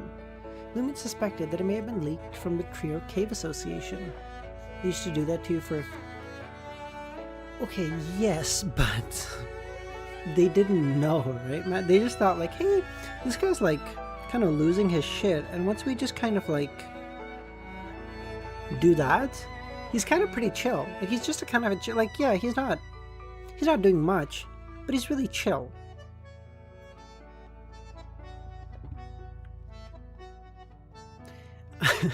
This seemingly civilian organization had a large number of researchers, some of them employees of municipal departments or consultants. They had ample opportunities to come into contact with confidential exploration and construction information. They had a deep understanding of underground Trier. Lumion looked at Christo and said, "Do you really not understand why they invited you?" "I have a guess, but I'm not sure," Christo said. "CL, don't tell me they know. I'm a smuggler." As a merchant who had long exploited underground Trier's nature to smuggle alcohol, weapons, and ammunition, Christo's knowledge of different tunnels, mines, and tombs rivaled that of most members of the association.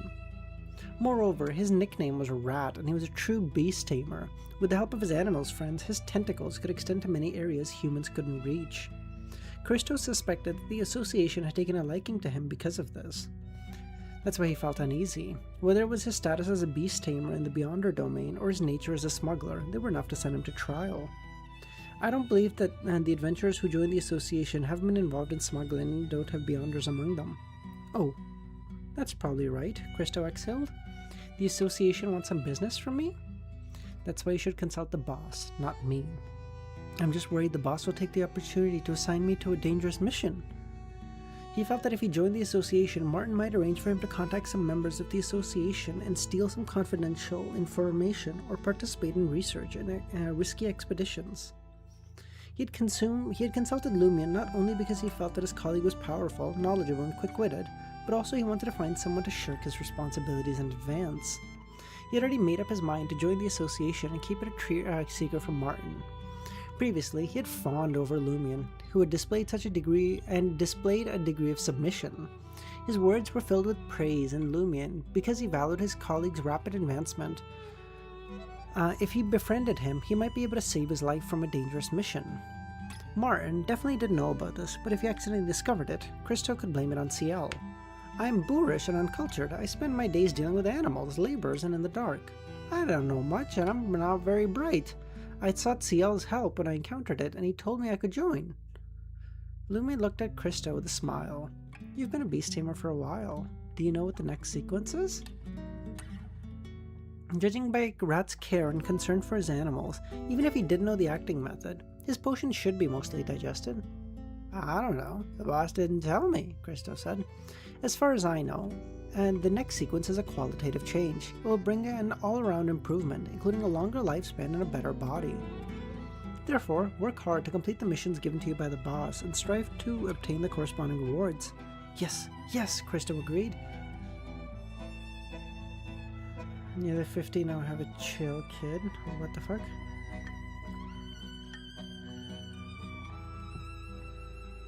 Nowadays it's just fake caffeine.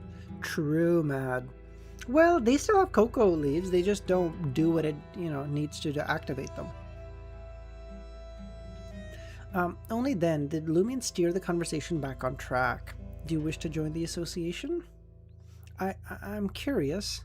Moreover, the person who came to invite me seems quite polite, but I keep feeling that his actions are a threat." "How dare they threaten me, a leader of the mob? I must inform the boss about this."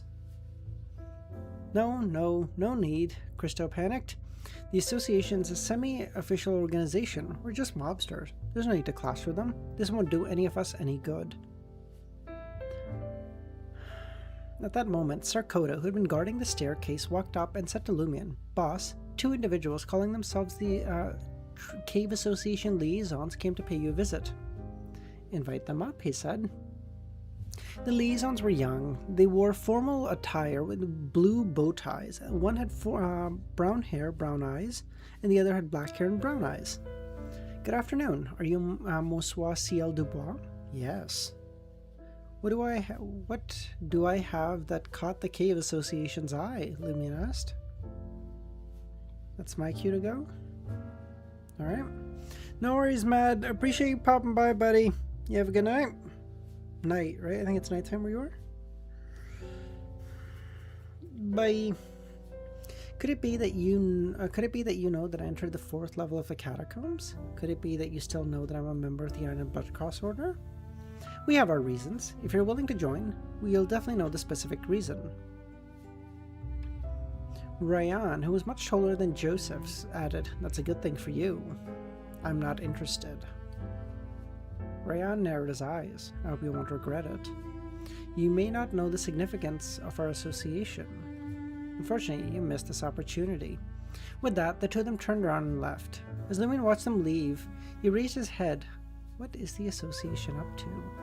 Perhaps this is an opportunity. If I offend them, Martin probably won't let me stay in the market district. My current mission is to investigate the Sauron family's decline. It has nothing to do with this staying in the market district. Once I leave, I'll be at a Loki's site and can slip into the shadows. I wonder if I continue keeping a share of the Saw to Balbree's profits. If anything goes bad, I'll just teleport. As these thoughts raced through his mind, Lumion knocked off the copy table and said, "Who gave you permission to leave?"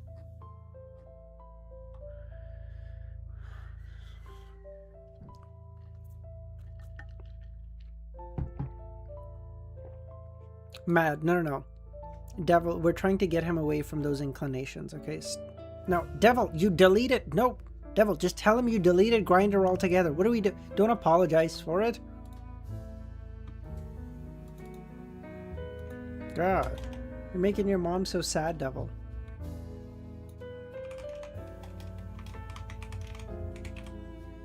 You're making your uncle so sad.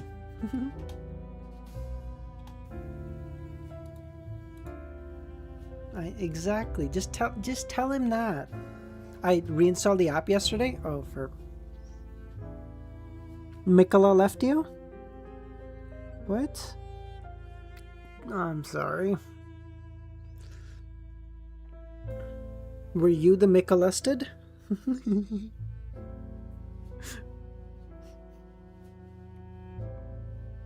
Were you the Moglester?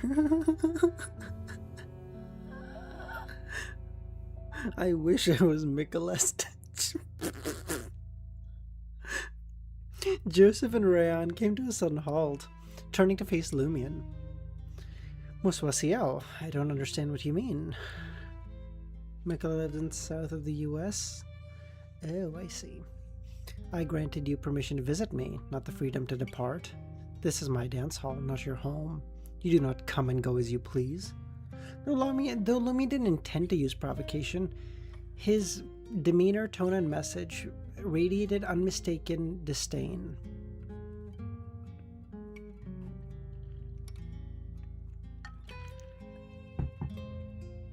Unfazed, Lumion calmly drew his revolver and discharged a round at the staircase. Ryan came to a halt once again, and pivoted to face Lumion. A subtle movement in Christo's pocket betrayed his discomfort and vigilance. I'm sorry, I'm carrying a concealed firearm, Lumion said. As he spoke, he glanced back at Ryan and Joseph, a faint, fearless smile playing on his lips. What are you staring at? If you want to fight, let's fight. If not, back down. To further infuriate the representatives, but considering the presence of Christo, he abandoned the notion, he wanted to say. It would expose his true intention of provocation rather than investigating. It made it challenging to explain to Martin. His unwavering gaze remained locked at the two members, with his revolver in his right hand. May we depart now? Joseph asked. Not just yet. Ryan took a step forward, but Joseph restrained him. The man raised his chin slightly and locked eyes with Lumion. What must we do to gain your permission? Answer my question. Why did you invite Christo and me to join? I don't recall having a hobby of exploring caves. Our cave adventurers have encountered Christo several times and noticed his in-depth knowledge. He appears to be well acquainted with many hidden routes. Christo didn't voice any objections to this. That made sense. Lumion, all the while, stroked the revolver's muzzle without interrupting. As for you, there are two reasons. First is an earth blood ore specimen. An earthblood ore specimen. Ah, I recall now. I acquired it from a lunatic named Fleming. Isn't it just a stone? It holds no value to me. I don't even know where it is. It appears to have been stolen. I left it in a rented apartment. Individuals like us rarely have place solely for resting and sleep. My apartment was laden with traps. Who would have imagined a thief infiltrating and accessing the cabinet? Moreover, only to take that damn rock. It puzzled me at the time. Ciel's words were delivered with a sincere and detailed tone, and his demeanor conveyed an apparent lack of concern. As Lumion finished this, his mind raced, trying to decipher this rationale. The earthblood ore has existed in Trier for centuries, if not a millennia. The specific minerals concealed within couldn't have surfaced recently. Official factions in Trier and secretive organizations probably know that selective few minerals hold a connection to the death of Blood Emperor Alista Tudor, but you haven't uncovered their practical significance, merely corrupting the minds of those who encountered them. That night, I activated the brand on my right hand, causing numerous high-ranking individuals in Trier to sense it. The whereabouts of the specific minerals within the earthblood ore rock stratum are a vital lead in their inquiry.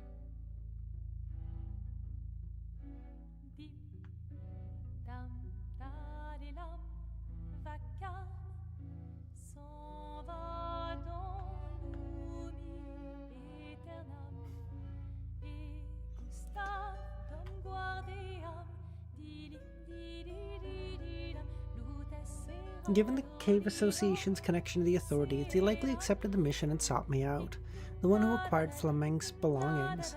But why didn't they just send someone to the police headquarters to inquire directly? The Purifiers, the Hive Mind, and Bureau 8 all possess corresponding police identities. Of course, the authorities aren't unified. They're officially divided between the government and two churches. The Eternal Blazing Sun's order of preachers clashed with the Brotherhood Minor and other ideological factions. The Church of the God of Steam and Machinery opposes the cathedral system. Bureau 8 is even more of a mixed bag. The only thing holding them together is the fact that Bureau 8 members can't officially align with any political parties. In such a fractured environment, it's possible that a group within a faction has identified the Earthblood Ore's unique trail of clues and doesn't want the others to know. Perhaps someone within the Cave Association recognized the clue and possessed an in-depth knowledge of underground terrain and mineral specimens. Is this why they hadn't directly requested my cooperation with the investigation and tried to recruit me? We believe you had an interest in underground minerals and were a kindred spirit. Did it get stolen, or did you leave it behind and forgot about it? It must have been stolen, Lumion said. I found some traces of a break-in. Because of this, I became concerned of all the gold I had, so I went to the bank to rent a safety deposit box. The second reason is that Kendall, an administrator of the catacombs, told us that among the individuals who brought Fleming's ashes for burial, you seem to possess a unique sensitivity to something abnormal the others couldn't perceive. I'm not sure what you mean. Monsieur Ciel, may we leave now? Sure, Lumion said, the situation having taken an unexpected turn, causing him to abandon his plan of provoking the two. While he had undoubtedly irked Joseph and Rayan, he had also gained many answers that he was looking for. After they disappeared, Lumion sat in contemplation, holstering his revolver and addressing Christo. The situation is more complex than I anticipated. I need to report it to the boss. If it turned out that the Sauron family was behind this, and they discovered a connection between Ciel, a mob leader, and the supposed son of a wealthy businessman who exhibited peculiar behaviors in Poofer Sauron's King Pie game, it could pose a problem. Therefore, he needed to inform Martin right away. With the Iron and Bloodcross organization backing this entire operation and their primary mission assigned by Martin, Lumion had no intention of handling this matter on his own. Christo hesitated before saying, Alright boys, let's end it there. Oh my god, 2.5 hours? That's a good stream.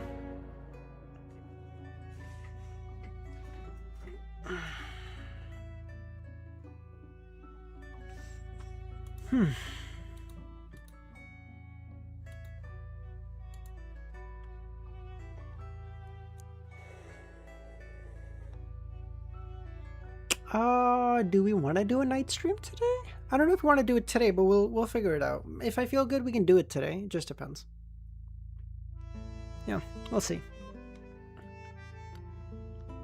Okay. Alright, boys. Y'all have a good rest of your day or nights, and I might catch you tonight. If not, I'll definitely catch you tomorrow, okay? Alright. Bye, boys.